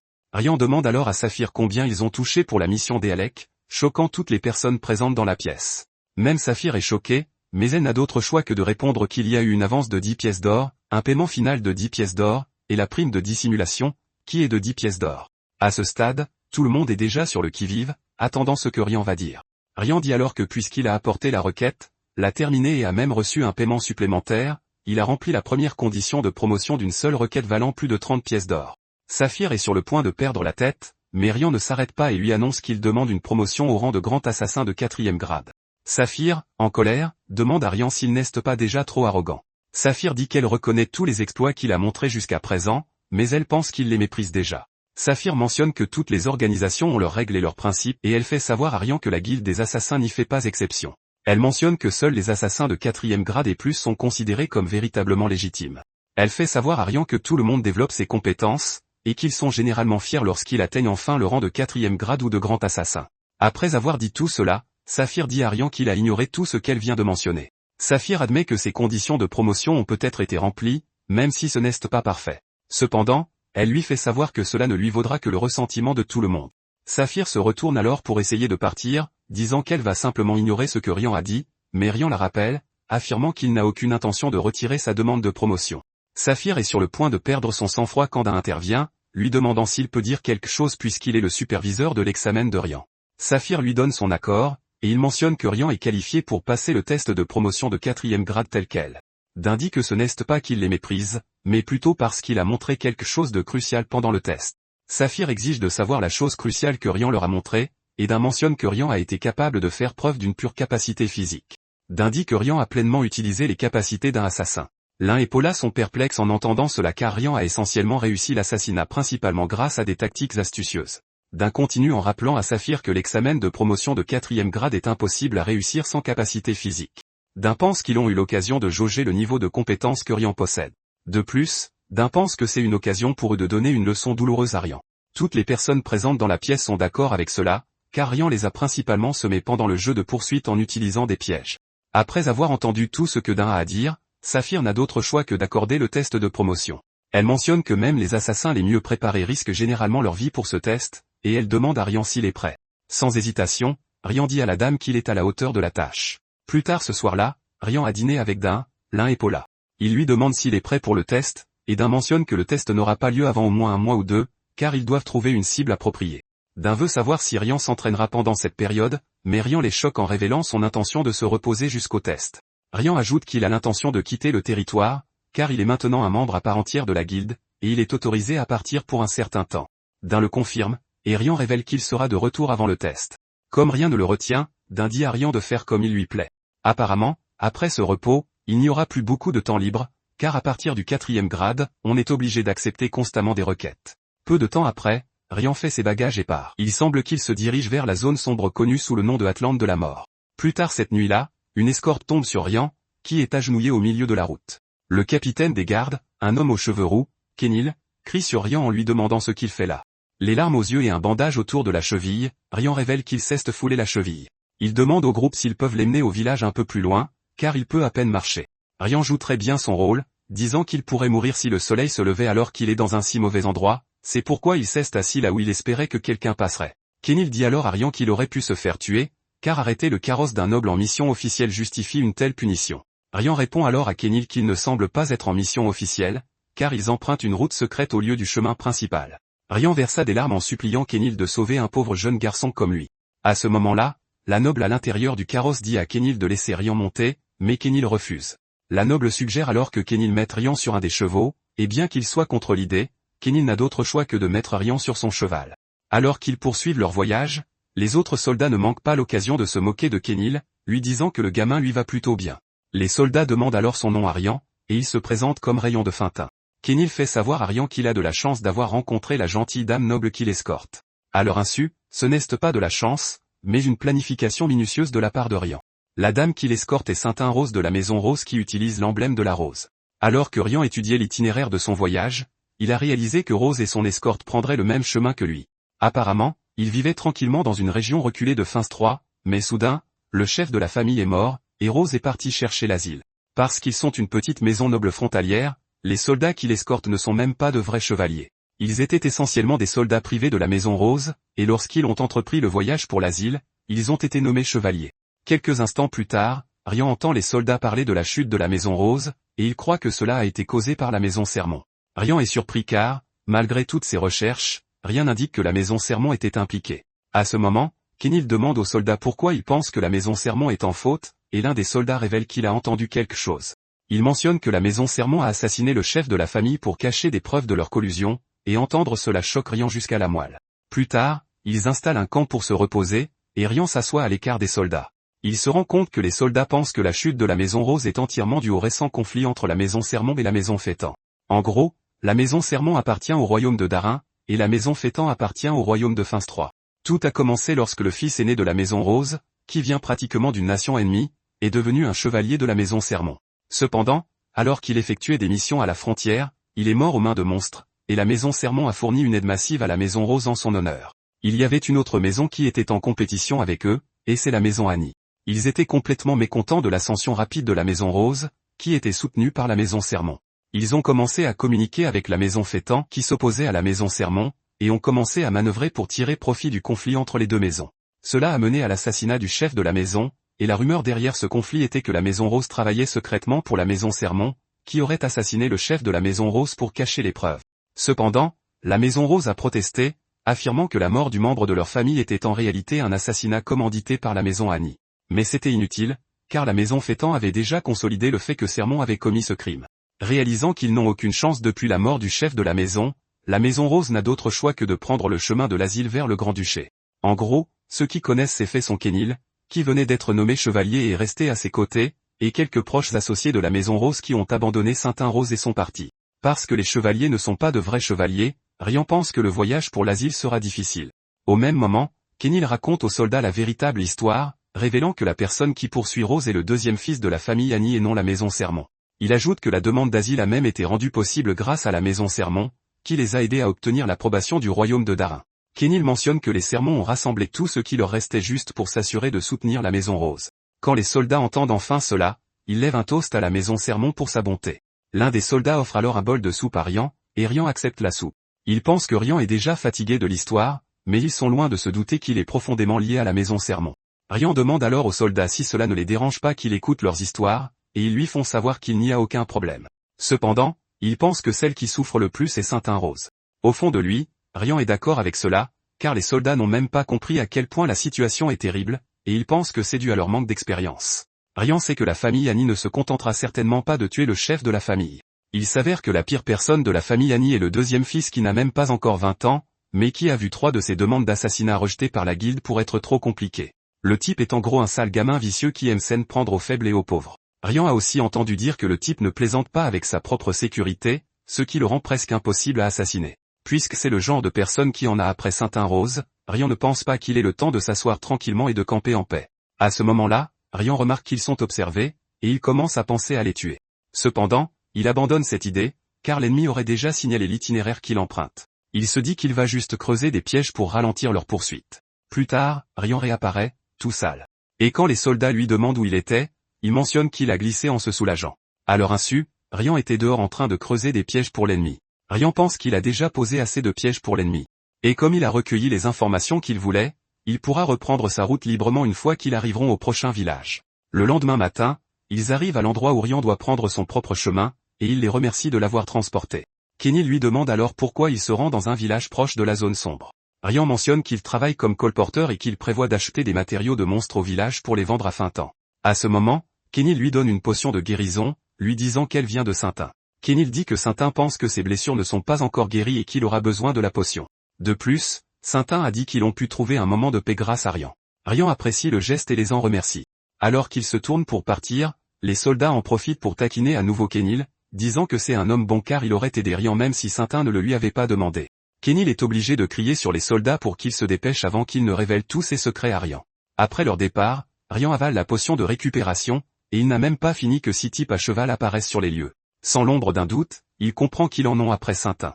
2 des poursuivants sont des mercenaires ordinaires, 2 épéistes débutants et un mage. Cependant, il y a un dernier type dont le visage est caché sous une capuche, mais sans aucun doute, Rian sait que cette personne est un noble. Comme la personne est un noble, Rian comprend rapidement que le type est le deuxième fils de la famille Annie, Guruta Annie.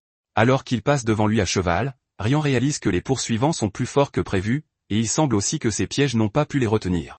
Rian est sur le point de se plaindre de faire trop de travail pour un bol de soupe quand il réalise qu'on lui a donné une fiole de potion de récupération qui coûte environ 20 pièces d'argent. Rian sait très bien que la Maison Rose n'a aucune chance car ils vont tuer les soldats puis kidnapper Saintin. Cependant, Rian décide finalement d'intervenir, considérant la potion comme un paiement anticipé. Parce qu'il doit être rapide et efficace dans son plan, Rian décide de demander l'aide de Cornac, et il l'invoque pour lui confier sa première mission. Quelques instants plus tard, Kenil sent le danger derrière eux, et il dit à ses camarades qu'ils doivent se dépêcher. Kenil dit à Saintin de s'accrocher car la calèche risque de tanguer un peu. Ses camarades lui demandent pourquoi il se dépêche soudainement, et il leur dit qu'ils sont poursuivis par des gens utilisant du mana. Kenil presse l'équipe d'accélérer car ils sont presque à la frontière de leur destination. Kenil dit à 2 des soldats, Gain et Chaku, de prendre Saintin et de courir vers la frontière au cas où ils seraient rattrapés. Il mentionne que la famille Annie ne pourra plus rien faire une fois qu'ils auront atteint la frontière. Il est assez évident qu'ils ne voudront pas affronter les gardes frontières de Darin. Kenil fait alors demi-tour en leur disant qu'il va leur faire gagner du temps. Alors qu'il s'éloigne, Kenil ferme les yeux et pousse un grand soupir, car il sait ce qui l'attend. Même s'il n'a été fait chevalier que par chance, Kenil est toujours prêt à donner sa vie pour la Maison Rose. Quelques instants plus tard, les poursuivants tombent sur Kenil, et il leur ordonne de s'arrêter là où ils sont. Kenil descend de son cheval, et il déploie son aura en s'avançant vers les poursuivants, exigeant qu'ils se retirent immédiatement ou meurent. Guruta rit en entendant cela, et il dit à Kenil qu'être fait chevalier ne signifie rien. Guruta retire son masque, et un des soldats demande à Guruta s'il est acceptable qu'il se montre à découvert. Guruta mentionne alors qu'ils vont tuer tout le monde sauf Saintin, donc ça n'a pas vraiment d'importance. Guruta envoie les 2 épéistes débutants après Saintin, leur disant de la lui amener avant qu'elle n'atteigne la frontière. Kenil se prépare à arrêter les 2, mais une explosion magique fonce sur lui, le forçant à s'écarter. Kenil est légèrement touché, ce qui le fait cracher du sang. Il réalise qu'il y a un mage parmi les poursuivants, et il a l'air assez dangereux. Guruta dit alors à Kenil qu'il n'a pas à s'inquiéter car un chevalier comme lui va s'occuper de son cas. À ce moment-là, un chevalier expérimenté descend de son cheval, et Kenil est choqué quand il réalise que la personne qui se tient devant lui est le commandant Ciseaux, l'ancien commandant des Chevaliers Roses. Kenil exige de savoir pourquoi il a trahi la Maison Rose, et Guruta l'interrompt, disant que c'est uniquement pour l'argent. Puisque la famille Rose a disparu, Ciseaux dit qu'il n'est pas question pour lui de mourir de faim. Guruta s'en prend alors à Kenil, lui assénant un coup violent. Kenil est surpris de voir ça, demandant à Ciseaux s'il n'a aucun sens de la chevalerie. Ciseaux répond que le monde a changé, et qu'il n'y a plus de morale. Kenil n'a aucune chance contre Ciseaux, et il est bientôt désarmé. Ciseaux presse Kenil d'abandonner, car il pourrait en fait mieux servir sous un nouveau maître. Cependant, Kenil rejette l'offre, ce qui met Guruta en colère. Il dit à Ciseaux d'achever Kenil pour qu'il puisse continuer la poursuite. Kenil s'agenouille doucement, prêt à être exécuté, et Ciseaux lui fait savoir qu'il est désolé pour ce qu'il s'apprête à faire. Juste au moment où il s'apprête à trancher la tête de Kenil, Ciseaux est frappé par derrière par une explosion magique. Le groupe se retourne frénétiquement pour voir Cornac les fixer avec une expression menaçante. Ciseaux est encore en train de l'ouvrir quand Cornac envoie une autre vague d'explosions magiques sur tout le groupe. Cependant, le mage parmi eux parvient à bloquer l'attaque, mais il avoue que Cornac est assez fort. Ciseaux, de son côté, est pris dans l'explosion magique et finit par mourir. De leur côté, les 2 épéistes débutants ont tué les autres soldats, ne laissant que Chaku et Gayan en vie. Chaku et Gayan ne veulent pas abandonner, même s'ils savent que leurs adversaires sont bien au-dessus de leur niveau. Les ennemis disent alors à Chaku et à son ami de partir car ils sont trop faibles et ne valent pas la peine qu'on perde du temps avec eux. À ce moment-là, Saintin sort de la calèche pour féliciter ses gardes loyaux d'avoir si bien tenu bon. Étonnamment, Saintin a une dague à la main, et elle dit aux épéistes débutants de laisser partir ses gardes, sinon elle se suicidera. Saintin est presque sûr que leur chef ne voudrait pas ça. C'est alors que le soldat ennemi dit à Saintin qu'elle se méprend sur la situation, car elle n'est pas considérée comme une noble tant qu'elle n'a pas atteint d'Arin. Cela signifie en gros qu'il n'a aucune raison de lui obéir, et qu'il peut faire tout ce qu'il veut. C'est alors que l'un d'eux attrape Saintin, la menaçant de lui montrer ce qui arrive à ceux qui défient un chevalier qui manie le mana. Juste au moment où il s'apprête à blesser Saintin, Rian, le visage couvert par une capuche, surgit de nulle part et donne un coup de pied au type en plein visage, l'envoyant au sol tandis que du sang jaillit de sa bouche. L'autre type se met immédiatement en position défensive, exigeant de savoir qui est assez audacieux pour les attaquer. Rian se tient au-dessus du type qu'il vient de mettre à terre, les dents éparpillées partout, et il dit qu'il est devenu intéressé à s'occuper de cette bande à cause de leur nullité. Rian se tourne alors vers Saintin, lui demandant si elle est intéressée par l'embauche d'un assassin de marton. Entendre cela choque Saintin et même le chevalier ennemi, car ils ne comprennent pas pourquoi un assassin de marton se trouve dans la région. Le chevalier ennemi exige de savoir pourquoi Rian est de la Maison Rose, mais Rian l'ignore. Saintin fait alors sa première offre, disant à Rian qu'elle va lui donner 30 pièces d'or. Rian est content que la jeune femme ait compris assez vite, mais en même temps, il fait savoir à Saintin que son offre est trop faible. Rian dit que 30 pièces d'or suffisent à peine pour les chevaliers en face de lui, Ciseaux et Guruta. En fait, Rian estime que le prix est trop bas pour s'occuper ne serait-ce que d'un mage du 3e cercle. Rian dit alors à Saintin de prendre sa décision rapidement car si le contrat n'est pas conclu, il n'a aucune raison d'être là. Saintin n'est pas idiote, et elle sait que tous leurs efforts seront vains si Rian s'en va. Elle réalise alors qu'elle n'a pas le temps de penser aux conséquences. Et si c'est pour protéger la Maison Rose, elle promet de tout donner à Rian. Elle crie, disant à Rian qu'elle lui donnera tout ce qu'il veut. Rian est immédiatement séduit par l'offre, et il accepte sans plus attendre. Rian retire alors sa capuche, et le soldat ennemi lui dit qu'il est un idiot d'avoir révélé son identité alors qu'il est un assassin. Rian répond alors au type que c'est pour les lâches aux petites ambitions. Rian bondit vers le type et lui lance sa dague. Incapable de réagir à la dague rapide, le type se fait empaler et s'écrase au sol. Rian se retourne alors avec fierté, car son premier contrat officiel s'avère être toute la fortune de la Maison Rose. Rian regarde sa main avec confiance, pensant à la façon de se bâtir une réputation digne de cela. Soudain, le type qui a été empalé par un couteau se relève, disant à Rian que les gens comme eux ne tombent pas facilement. L'utilisation du pluriel indique immédiatement à Rian qu'il n'est pas seul. Avant que Rian ne s'en rende compte, l'autre ennemi qu'il avait mis à terre plus tôt s'est relevé, et il fonce droit sur la tête de Rian. Cependant, Rian esquive le coup grâce à son agilité démente. Les deux se tiennent alors côte à côte, prêts à tuer Rian pour avoir accepté un contrat de la Maison Rose. Les deux parlent de leur maîtrise de l'épée, démente et parfaite, qu'ils prévoient d'utiliser contre Rian. Ils abattent leurs épées sur lui, mais Rian active la domination corporelle et l'accélération avant de s'en prendre aux deux.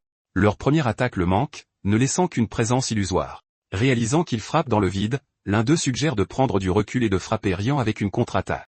Cependant, c'est leur erreur car Rian est déjà sur eux. Apparemment, Rian a déjà utilisé les compétences d'affaiblissement corporel, d'occultation et de déficience auditive pour émousser leur sens. Le temps que les deux réalisent ce qui se passe, ils commencent à paniquer car ils comprennent que Rian a aussi des compétences de nécromancien. N'ayant rien à faire, les deux se font égorger par Rian assez facilement. Il les tue de la manière la plus horrible tandis que Saintin et ses gardes regardent toute la scène se dérouler. Quelques instants plus tard, Kenil arrive sur les lieux, et il est heureux que Saintin soit en sécurité. Saintin pleure aussi de joie quand elle réalise que Kenil est revenu sain et sauf. Chaku et Guéant sont surpris de voir Kenil sain et sauf, et ils lui demandent si c'est lui qui a arrêté les poursuivants. Kenil révèle alors qu'il a reçu l'aide d'un mage qui est soudainement apparu de nulle part. Cornac apparaît alors derrière Kenil, tenant Guruta en otage. Kenil révèle que Cornac s'est occupé de Ciseaux et du mage et a même réussi à capturer Guruta. Il se demande ce qu'est Cornac quand Rian prend le contrôle de la situation et libère Guruta de l'emprise de Cornac.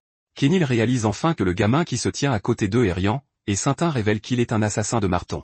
Kenil manque de pisser dans son pantalon en entendant cela, et il comprend enfin comment Rian a pu s'occuper des troupes ennemies. Dès que Guruta apprend que Rian est un assassin, il essaie de prendre le contrôle de la situation et dit à Rian qu'il lui donnera 3 fois ce que Saintin lui a promis. Guruta dit à Rian que tout est une question d'or, puisqu'il est un assassin. Cela énerve Ryan, et il tranche Guruta en deux, lui disant de la fermer. Rian est furieux que ce type le traite comme un assassin bas de gamme alors qu'il ne sait même pas ce que Saintin lui a promis. Rian s'approche de Saintin pour lui rappeler ce qu'elle lui a promis, car Marton ne reste pas les bras croisés quand un paiement est retenu. Sainton balbutie de peur avant d'assurer à Rian qu'elle n'a pas oublié leur accord. Rian dit alors à Sainton qu'il n'a en fait aucune intention de percevoir son dû pour le moment, car il sait ce que la maison traverse actuellement. Cependant, il dit à Saintin de soumettre une demande formelle pour les 30 pièces d'or promises à la guilde. Quant au reste du solde, il dit à Sintin que ce sera un contrat verbal, un contrat entre eux. Sintin accepte, et Rian dit à Sétan et à son entourage de continuer vers leur destination. Il leur assure que personne d'autre ne les poursuivra à nouveau. Il mentionne également qu'il va s'arranger pour que la guilde se débarrasse des corps après leur départ. Il dit au groupe de dire aux gardes frontières qu'ils ont été attaqués par des bandits, au cas où on leur demanderait ce qui s'est passé. Rian dit que les gardes comprendront en entendant cela, et les chevaliers sont stupéfaits de voir à quel point Rian est compétent et habile. Kennel est sur le point de demander quelque chose à Rian quand il disparaît de leur vue. Après son départ, Canley mentionne qu'il y a plus en Rian, car il se dit assassin, mais il a invoqué un mort-vivant extraordinaire. Canley dit que tout cela est choquant, ajouté au fait que le mort-vivant parlait le langage humain. Étant donné la puissance de Cornac et le fait qu'il soit un mort-vivant sous les ordres de Rian, cela montre à quel point le pouvoir de Rian est démentiel. À cause de cela, Canley croit que Rian est un disciple du légendaire nécromancien nommé Veda. Sétan et les deux autres paniquent en entendant cela, ce qui montre à quel point son hypothèse est folle. Il lui demande si le fait que Rian puisse commander un mort-vivant capable de lancer des sorts signifie qu'il est un nécromancien comme Veda. Il s'agit essentiellement d'un mort-vivant qui manie la magie tout en éliminant simultanément un mage du troisième cercle et un épéiste débutant. Canley répond alors que ce n'est pas qu'il n'y ait pas de mort-vivant sur le continent de Dreya, mais son existence est d'une toute autre dimension. Sheku mentionne alors que le fait que Rian soit le disciple de Veda pourrait avoir de nombreuses répercussions. À ce moment-là, Sétan intervient, disant au groupe qu'ils doivent tous garder un silence absolu concernant les événements de la journée. Elle mentionne qu'elle ne parle pas de la mort de Guruta, car elle aimerait même que la nouvelle de sa disparition se répande partout. Sétan fait savoir à l'équipe que la personne dont elle parle est Rayon qui les a sauvés, car c'est un assassin compatissant. Sétan dit à ses camarades qu'ils doivent cacher le fait que Rayon est le disciple de Veda, étant donné que c'est vrai. Canley est choqué d'entendre cela, car il réalise que Sintin est différente de celle qu'elle était quand elle a quitté le château. Kennel peut voir que Sintin n'a plus les yeux désolés qu'elle avait quand elle a tout perdu et a pris la route de l'exil. Sintin demande alors à Kenil s'il peut encore bouger, et il répond que oui. Elle le presse de retourner à Fintin et de déposer une demande d'assassinat formelle auprès de Marton. Elle veut qu'il paie les frais pour l'assassinat de Guruta, exactement comme Rian le leur a dit. Cependant, Canley s'inquiète de laisser Sétan seul, mais elle lui dit qu'elle fait confiance aux paroles de Rian, qu'il n'y aura pas d'autres attaques. Sétan suggère qu'ils fassent de leur mieux avec ce qu'ils peuvent accomplir à ce moment-là. Elle parle avec confiance de la manière dont ils vont s'assurer une position solide au sein du royaume de Darin pour que la Maison Rose puisse remonter au sommet. Sintin se met même à danser, et elle dit à ses camarades de se dépêcher tout en les assurant qu'elle va aider à réparer le chariot. Pendant ce temps, Ron les observe toujours, et il est satisfait de ce qu'il a vu. Au fond de lui, Ron sait que le côté sombre de Sintin ne tardera pas à émerger. Il s'avère qu'un événement a rendu les sorciers tabous sur le continent de Dreya jusqu'à ce moment-là. Dans le passé, cela a pratiquement plongé le continent entier dans les ténèbres, et cela a été appelé la guerre noire et blanche. À cette époque, les sorciers se sont soudainement soulevés en même temps et ont commencé leur insurrection dans le seul but d'invoquer le roi des démons. Pour ce faire, ils ont commencé à massacrer des gens et ont invoqué des démons en utilisant ce sang. Ils ont considéré cela comme minime et ont procédé à l'occupation du petit royaume du sud de l'Ico et ont tenté d'invoquer le monde des démons lui-même à cet endroit. Cela a provoqué le déclenchement d'une guerre, et leurs actions ont fait que la totalité de Dreya a été engloutie dans les flammes de la guerre. Les autres races, y compris l'humanité, se sont unies pour s'opposer aux démons et aux sorciers. C'est au milieu de ce chaos qu'est apparu Veda le nécromancien. Même si les nécromanciens étaient classés dans la même école que les sorciers, Veda était totalement différent. Veda soignait ceux qui étaient blessés par la magie noire et restaurait le peuple. Veda a également commencé à balayer les sorciers sur le champ de bataille, et à cause de cela, il était considéré comme un saint par la plupart des alliés. Comme Veda ne transformait en mort-vivant que ceux qui avaient la volonté de servir même dans la mort, une rumeur dit que leur force existait dans une dimension différente de celle des morts-vivants ordinaires. Grâce aux exploits de Veda, la perception des nécromanciens a changé, et les sorciers et les démons ont été vaincus dans la guerre. Cependant, par la suite, Veda n'a pas accepté les récompenses offertes par de nombreuses dynasties et a soudainement disparu de la même manière qu'il était apparu. Après avoir entendu ce que Sétan a dit, Rian réalise que montrer Conrac au groupe était la bonne idée, car connaître la légende de Veda leur a laissé une bonne impression. De plus, Rian est impressionné par la façon dont Sétan a géré la situation sans perdre son sang-froid, ce qui montre qu'elle a les qualités pour diriger un groupe de marchands. Ryan se dit alors la vérité, que tout ce qu'il fait actuellement est pour l'avenir. Même si la Maison Rose est actuellement insignifiante, Ryan a confiance en Sétan qui sera la prochaine chef de la maison. Peu après, Ryan arrive à sa destination prévue, qui est le point de départ de la zone sombre, le 12e étage.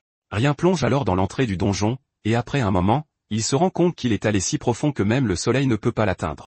Étonnamment, il y a encore de la lumière à l'intérieur du donjon, mais l'obscurité est suffisante pour dévorer l'illumination. Il ne fait aucun doute que des choses effrayantes apparaissent occasionnellement de l'intérieur. Cependant, l'humanité s'est assurée de défendre le continent de Dreya sans relâche, et Sermon se tenait à l'avant-garde de la défense en recherchant la zone sombre. En raison de l'immensité du donjon, il a tendance à faire errer les gens comme un labyrinthe chaotique, C'est pourquoi le continent de Dreya est considéré comme ses limites. Il s'avère que les étages 1 à 6 n'ont pas été explorés, mais des rapports indiquent qu'il existe. D'un autre côté, les étages 7 à 12 ont été découverts et entièrement explorés. Plus le numéro de l'étage est élevé, plus il est proche de la surface et plus les monstres deviennent faibles.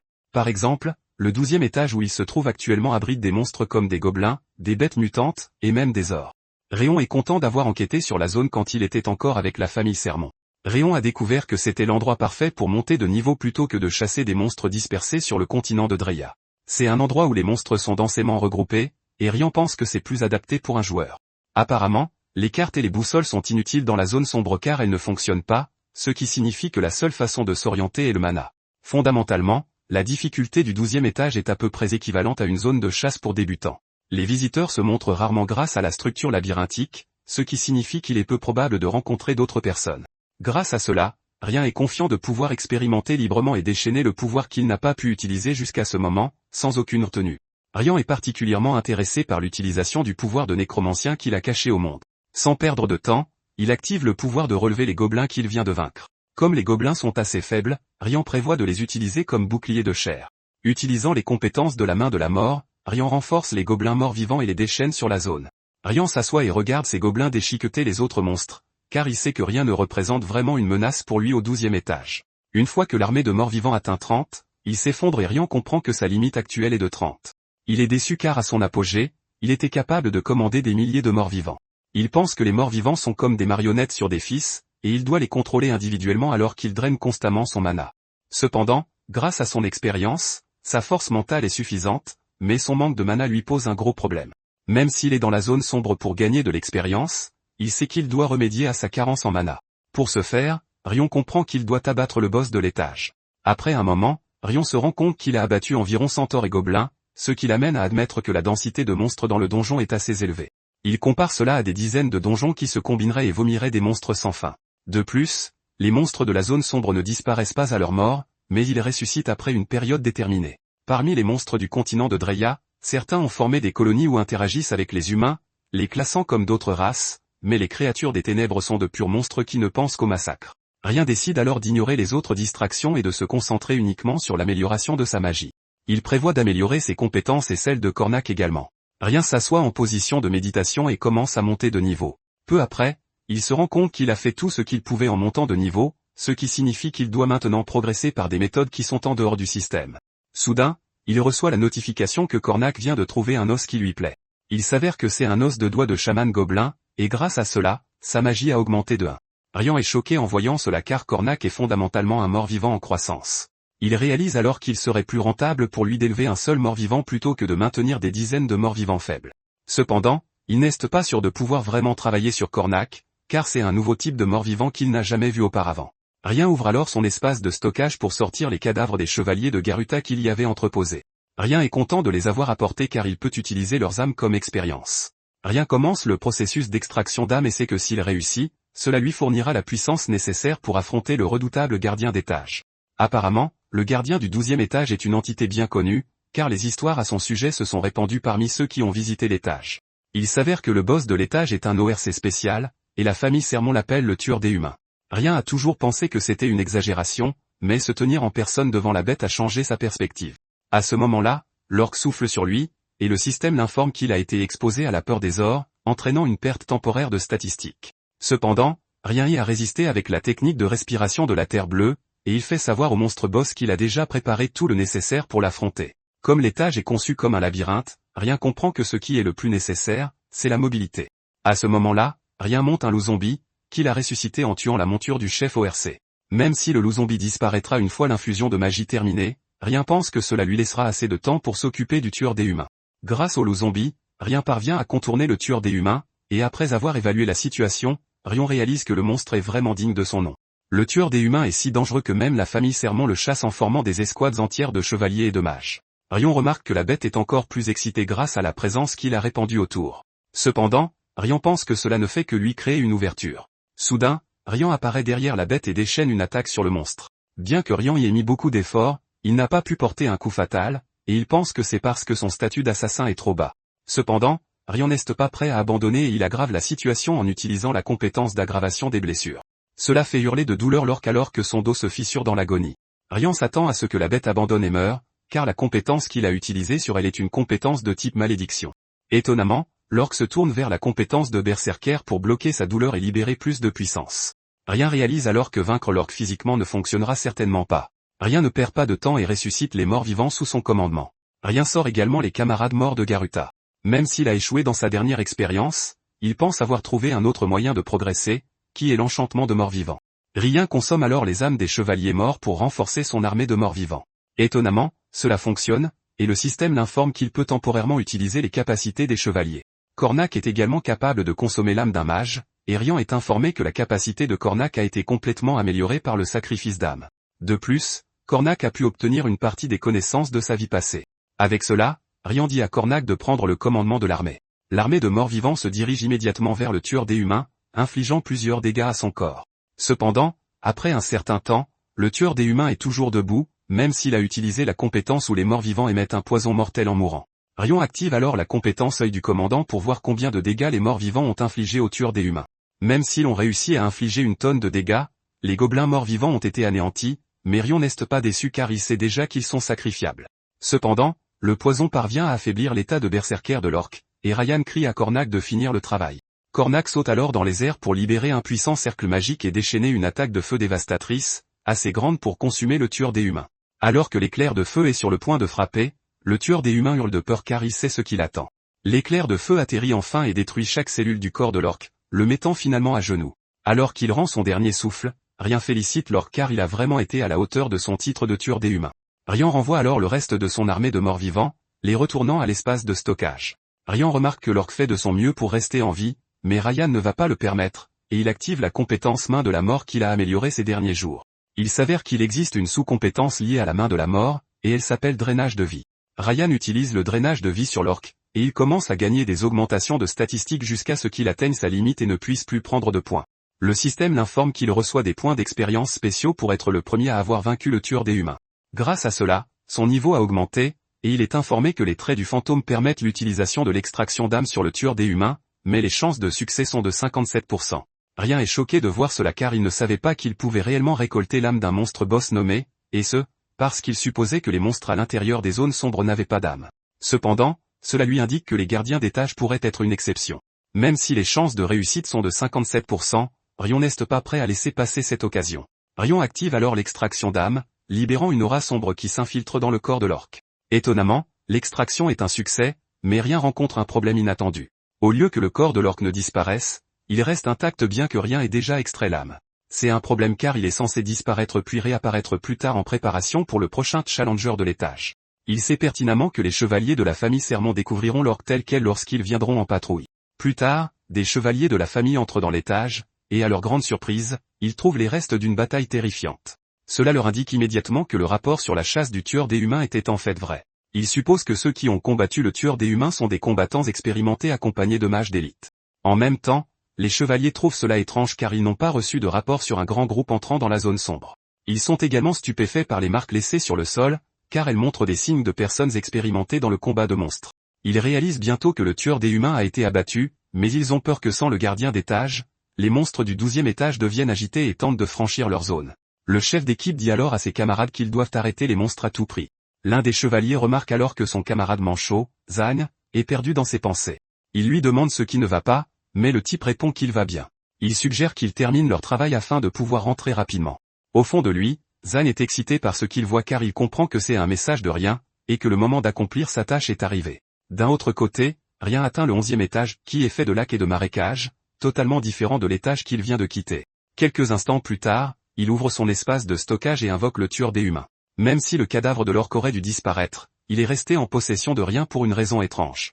En même temps, quelque chose d'intéressant est apparu, un tas de quêtes. Il a maintenant 4 quêtes, la voie de la vengeance, la voie de l'assassin, la voie du nécromancien et la voie de l'âme.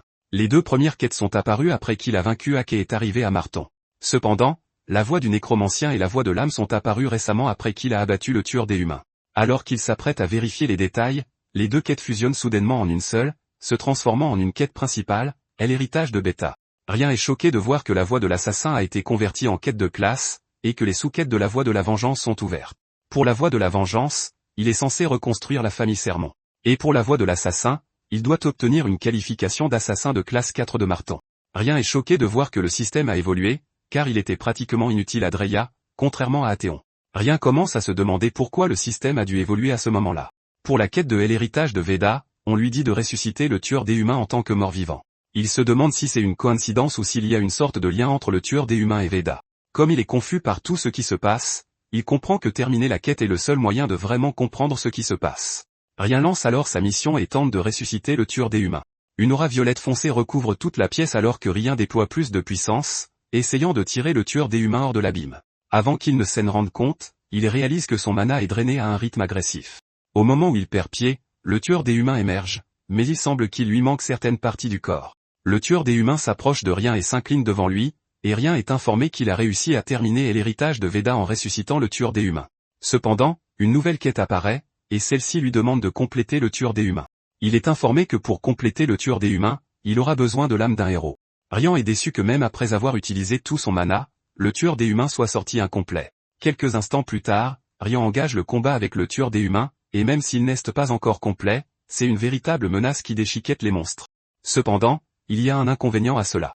Comme le tueur des humains est une entité spéciale à part entière, il peut être stocké dans le stockage de cadavres sans être détruit, mais Rien devrait constamment l'approvisionner en mana. Avec cela, Rien craint qu'il soit impossible de ressusciter d'autres morts vivants, mais il pense aussi avoir trouvé un moyen d'utiliser le tueur des humains. Il prévoit d'utiliser Cornac pour les attaques à longue portée tandis qu'il utilise le tueur des humains, qu'il appelle maintenant Berserker Squelette, comme tank et guerrier pour le combat rapproché. Rien reste en retrait pendant que le Berserker Squelette se déchaîne, exterminant les monstres. À ce moment-là, il se rend compte qu'il est venu pour une autre raison, et qu'il se laisse déjà distraire. Rien active alors la technique de respiration de la Terre bleue pour lancer une vague de recherche qui couvre toute la zone, mais la recherche ne donne rien. Il s'avère que Rien est en fait venu dans la zone sombre pour retrouver ses frères, car selon les informations de Marton, ses frères ont été vus pour la dernière fois dans la zone sombre. Rien a utilisé la technique de respiration dans l'espoir de trouver une résonance, mais il ne peut rien sentir venant d'eux. Cependant, il n'est pas encore déçu car selon les rapports de Marton, ses frères se trouvent au 9e étage, qui est un endroit plus profond. Cependant, il craint que sa force actuelle ne lui permette pas de s'attaquer au 10e étage et au suivant. Soudain, il remarque que la technique résonne en retour, et il réalise que quelqu'un de la famille Sermon est à portée de détection. Rion traque la personne, quelle qu'elle soit, et se cache derrière un arbre. Il sent deux personnes s'approcher de lui, et l'une d'elles n'est ni un chevalier ni même un mage. Cependant, il peut sentir que l'autre personne a des mouvements entraînés et porte même un équipement. De plus, cette autre personne n'a qu'une seule main. Il commence à se demander s'il doit se montrer, car la personne pourrait être de la famille Sermon. Il réfléchit à la question quand elle apparaît derrière lui, le taquinant sur son changement d'apparence. Le cœur de Rien manque de sortir de sa poitrine quand il voit Senna, et il crie de choc et de peur. À sa grande surprise, les deux autres qui marchaient vers lui étaient Truno et Zang. Truno le salue, disant qu'il n'aurait certainement pas reconnu Rien s'il n'avait pas utilisé la technique de respiration. Zeng mentionne qu'ils se sont en fait dépêchés sur les lieux après avoir vu les traces qu'il a laissées. C'est en suivant les traces qu'ils ont senti l'activation de la technique de respiration de la Terre bleue. Apparemment, Truno avait dit à Zang que s'il remarquait des anomalies dans la zone sombre, cela signifiait que Rien était apparu. Enthousiasmé par toute cette affaire, Zang dit à Rien que c'est un honneur de jouer un rôle aussi important. Soudain, Rien sent une présence féminine effrayante derrière lui, le laissant figé sur place. La femme prend alors la parole, disant à Rien qu'elle est heureuse qu'il soit en sécurité. Rien se remet enfin du choc et répond que c'est bon de la voir, elle qui s'avère être sa mère. Apparemment, sa mère était toujours occupée, et c'était pour le bien de la famille. Mais à l'époque, Rien ne comprenait pas l'essence de ses efforts. Parce qu'il la voit rarement, Rien éprouve un ressentiment silencieux envers sa mère. Cependant, c'est différent maintenant car il sait que sa mère travaillait si dur pour s'assurer de ne pas perdre son dernier fils. Avant qu'il ne commence à dire quoi que ce soit, Senna crée une barrière.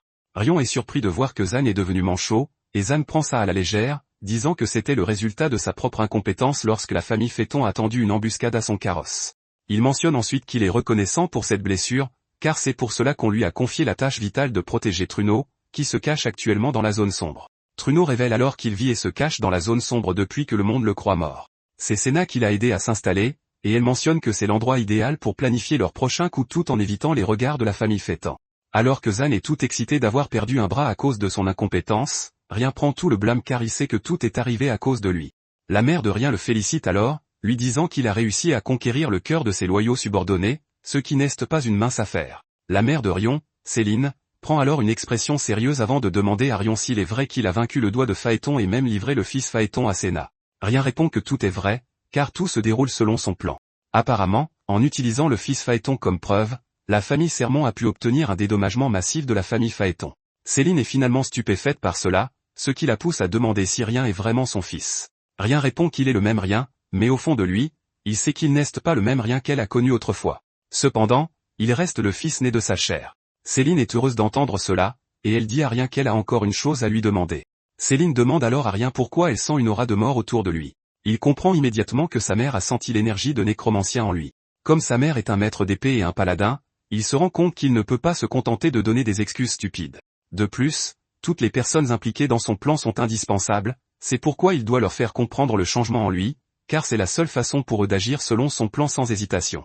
Rien dit alors à sa mère qu'il va lui dire tout ce qu'elle veut savoir. Il révèle que tout a commencé par un rêve, qui est plus ou moins une révélation. Rien mentionne que ce rêve concernait la chute de la famille Sermon. Rien raconte que leur territoire brûlait dans une guerre contre la famille Phaéton, et que le royaume de Darin et les autres grandes familles ne sont même pas intervenus. Pendant ce temps, Quelen et de nombreux serviteurs ont été massacrés par les soldats de Phaéton. Quand Truno et Sénat entendent cela, ils réalisent que cela se serait vraiment produit si le conflit avec Phaéton avait dégénéré dans la réalité. Rien continue en révélant comment il a été capturé par Phaéton avec sa jeune sœur et sa mère. Même si Alejandro et Sénat se sont battus courageusement pour les sauver, ils ont tous deux connu une mort horrible juste devant lui. Rien mentionne qu'après des années de torture et de souffrance, il est finalement mort. Après leur avoir dit cela, Rien dit que c'était la fin du rêve, c'est pourquoi il croit qu'il doit faire ce qui doit être fait, car il sait de quoi il est vraiment capable. Une fois que Rien a fini son récit, Truno est traumatisé car il se rend compte que tout ce qu'il vient d'entendre ressemble plus aux expériences d'un vétéran revenant tout juste du champ de bataille. Même Sénat est convaincu que Rien racontait des événements réels qu'il avait vécus plutôt que de simples fantasmes. Céline demande alors à Rien s'il est vrai que son rêve est le catalyseur de tout ce qu'il a fait, et Rien répond oui. Pour Truno, il y croit totalement car il sait de quoi le destin est capable. Sénat croit aussi qu'on a montré le futur à Rien, ce qui est le pouvoir transmis par la lignée des Sermons. En même temps, Céline comprend que son fils a agi dans l'ombre pour s'assurer que son rêve ne devienne pas réalité. Céline peut aussi voir que Rien a obtenu le pouvoir nécessaire pour rendre cela possible, sinon il n'aurait pas pu vaincre ou même affronter les membres de sa famille dans la zone sombre. Céline demande alors à Rien ses projets futurs, et Rien est surpris qu'il croit son histoire bien qu'elle semble enfantine. Céline répond alors qu'il n'est pas un enfant car les décisions qu'il a prises ont montré qu'il a ce qu'il faut pour porter l'avenir de la famille Sermon. Céline dit alors à Rien qu'elle et tous les membres de la famille le soutiendront. Rien sourit en entendant cela, et il comprend qu'il n'y a pas de retour en arrière possible. Rien dit à sa mère que ce qu'il s'apprête à lui demander est quelque chose qu'elle ne pourra jamais tolérer, mais sa mère lui dit de continuer. Rien mentionne alors qu'il doit renoncer au statut de grande famille. Cela choque le trio, et Truno intervient rapidement, disant à Rien que s'il fait cela, la famille Sermon sera rétrogradée au rang de maison commune et perdra ses qualifications. Rien répond qu'il en est conscient, mais il leur fait savoir qu'avec leur force actuelle, il est impossible pour les Sermons de retrouver leur statut. Sénat mentionne que le statut d'une grande famille équivaut à une autorité et un pouvoir absolu. Pour cette raison, les grandes familles peuvent même se placer au-dessus des nations et ont le droit de décider du sort du monde lorsque des calamités menacent l'humanité. Céline ajoute qu'une grande famille est la seule entité qualifiée pour représenter leur monde dans les affaires impliquant des dimensions au-delà de Dreya. En raison de l'importance de la chose, Céline demande à Rien s'il lui dit sérieusement de renoncer à un tel titre, et Rien lui fait savoir qu'elle doit absolument le faire. Rien leur fait savoir que la famille Phaéton leur déclarera la guerre, car ils connaissent l'état actuel de la famille. Avec cela, ils vont s'en servir comme moyen de revendiquer le titre de la plus grande famille. Rien leur rappelle que la famille n'a actuellement pas les moyens de gagner une guerre. De plus, les royaumes n'interviennent pas dans les conflits entre grandes familles. C'est pourquoi Rien suggère qu'il abandonne le nom de grande famille et se cache sous la bannière du royaume. Il dit qu'il est impératif qu'ils reçoivent la protection des lois et de l'ordre du continent. Rien s'approche de sa mère, lui disant que ce n'est pas une question de fuite ou d'abandon, mais une retraite stratégique et une manœuvre brillante pour attirer leurs ennemis dans un piège. Rien exhorte sa mère à y réfléchir, mais lui fait savoir que cela ne doit pas prendre longtemps. Rien dit alors qu'il y a encore une chose, essaie de ramener sa sœur Maria à la maison dès que possible. Cela choque Truno et Sénat, car la maison est déjà en plein désarroi, mais Rien veut quand même qu'il ramène Maria à la maison.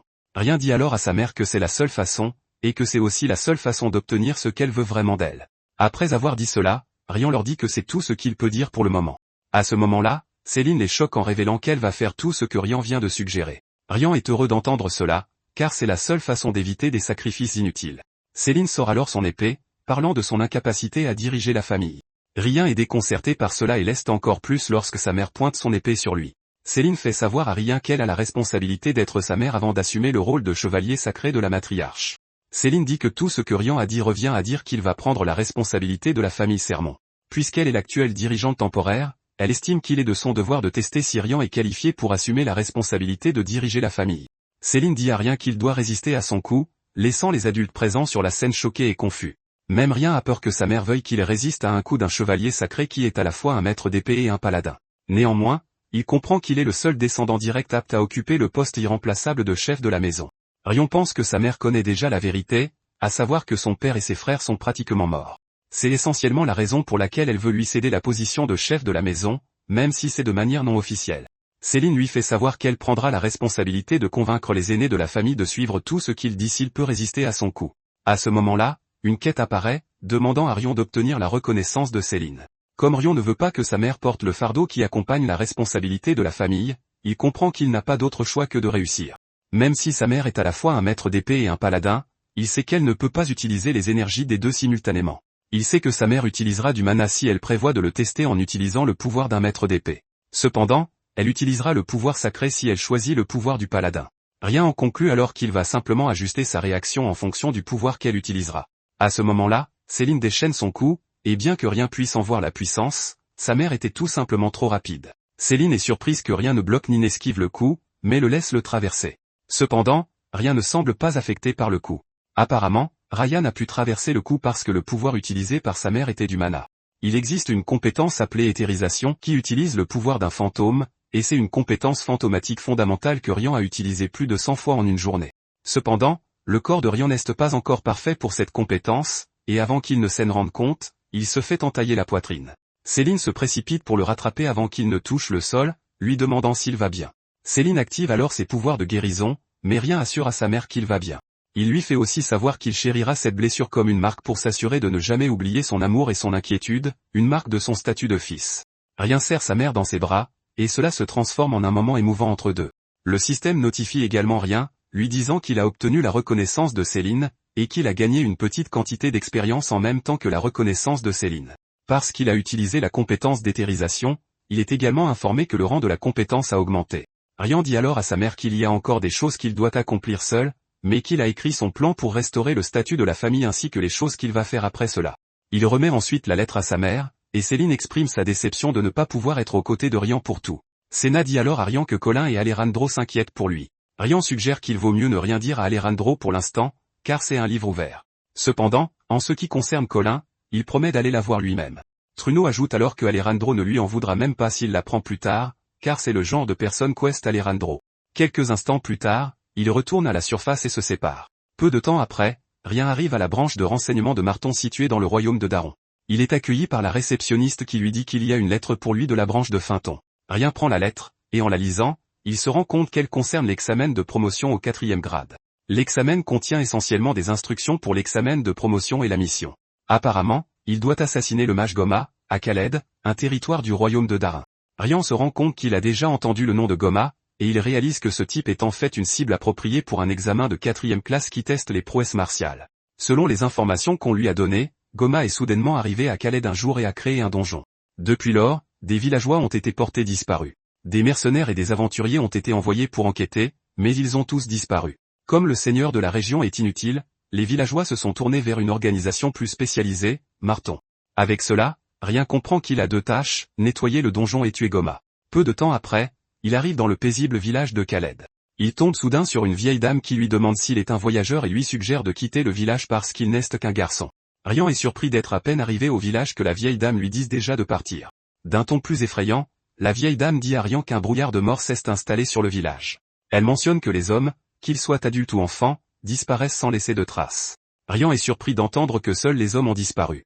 La vieille dame montre alors la montagne au loin, disant à Rien qu'un sorcier s'y est installé et qu'il consume les hommes pour augmenter son mana. La vieille dame réitère son avertissement, disant à Rien de quitter le village s'il ne veut pas périr. Soudain, la fille de la femme sort de la maison en courant. Rien lui demande alors si quelque chose ne va pas dans le village, et la fille répond que non. Elle prétend que sa mère perd la tête parce qu'elle a perdu ses 2 fils. La fille lui indique alors une direction, lui disant qu'il y a une auberge avec de la bonne nourriture et un bon logement où il peut séjourner.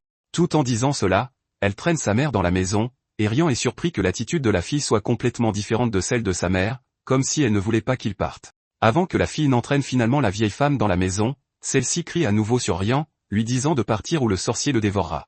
Rien se souvient alors de l'avertissement de Saphir, lui disant qu'une rumeur court selon laquelle les étrangers sont attirés dans le village pour être sacrifiés aux sorciers à la place des hommes du village. Comme il est totalement confus sur ce qui se passe, Rian se dit qu'il va d'abord s'installer à l'auberge car il a l'intuition qu'il ne devrait pas chasser le sorcier immédiatement. Il sait qu'il a tort de dépendre uniquement des informations fournies par l'organisation. Alors qu'il entre dans l'auberge, deux femmes se trouvent sur le toit derrière lui, observant probablement chacun de ses mouvements. Quelques instants plus tard, la réceptionniste de l'auberge parle à Rian de la vieille dame et de la façon dont elle a perdu ses deux fils. Elle admet également que des hommes ont disparu dans le village, y compris des voyageurs et des mercenaires qui ont visité le village. Elle dit à Rian d'être prudent, et Rian lui demande ce que le seigneur de la région fait pour arrêter tout ce qui se passe. La réceptionniste mentionne que le seigneur a envoyé ses soldats personnels pour enquêter, mais ils n'ont rien trouvé. Néanmoins, la réceptionniste pense que tout sera réglé très bientôt car les villageois ont déjà rassemblé de l'argent pour recruter des experts. Rian lui demande ce qu'elle veut dire par là, et elle révèle que les villageois ont déjà consulté la guilde des assassins, Marton. Elle est convaincue que la guilde des assassins s'occupera de la situation. Étonnamment, la réceptionniste dit aussi à Rian de ne pas rester longtemps dans le village. Quelques instants plus tard, 4 individus entrent dans la pièce. Rian se demande qui ils sont, mais il peut clairement voir qu'il y a un mage parmi eux.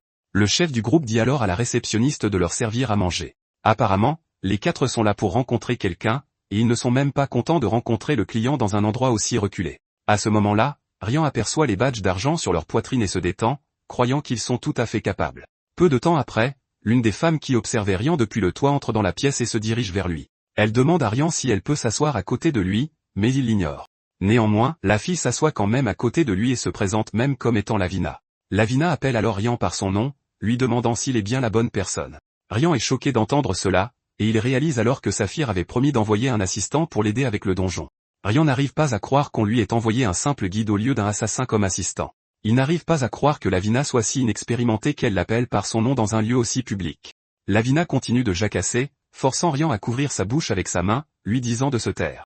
Lavina chuchote à Ryan, lui disant qu'elle est juste excitée parce que c'est la première fois qu'elle voit un membre de la guilde, mais Ryan lui dit de se taire. Pendant ce temps, les mercenaires s'impatientent déjà que leur client ne se soit pas présenté alors qu'ils ont abandonné une chasse aux trolls pour venir au village. L'un d'eux exhorte ses collègues à être patients car ce sera leur premier donjon, et c'est une chance de rendre célèbre le nom de leur groupe de mercenaires, le bouclier d'acier. En fait, ils pensent qu'ils pourraient obtenir une promotion grâce à cela. Rien, de son côté, est content que les mercenaires ne les aient pas entendus, mais Lavina lui fait savoir que ce sont des débutants car ils n'ont aucune idée à quel point le donjon est réellement terrifiant.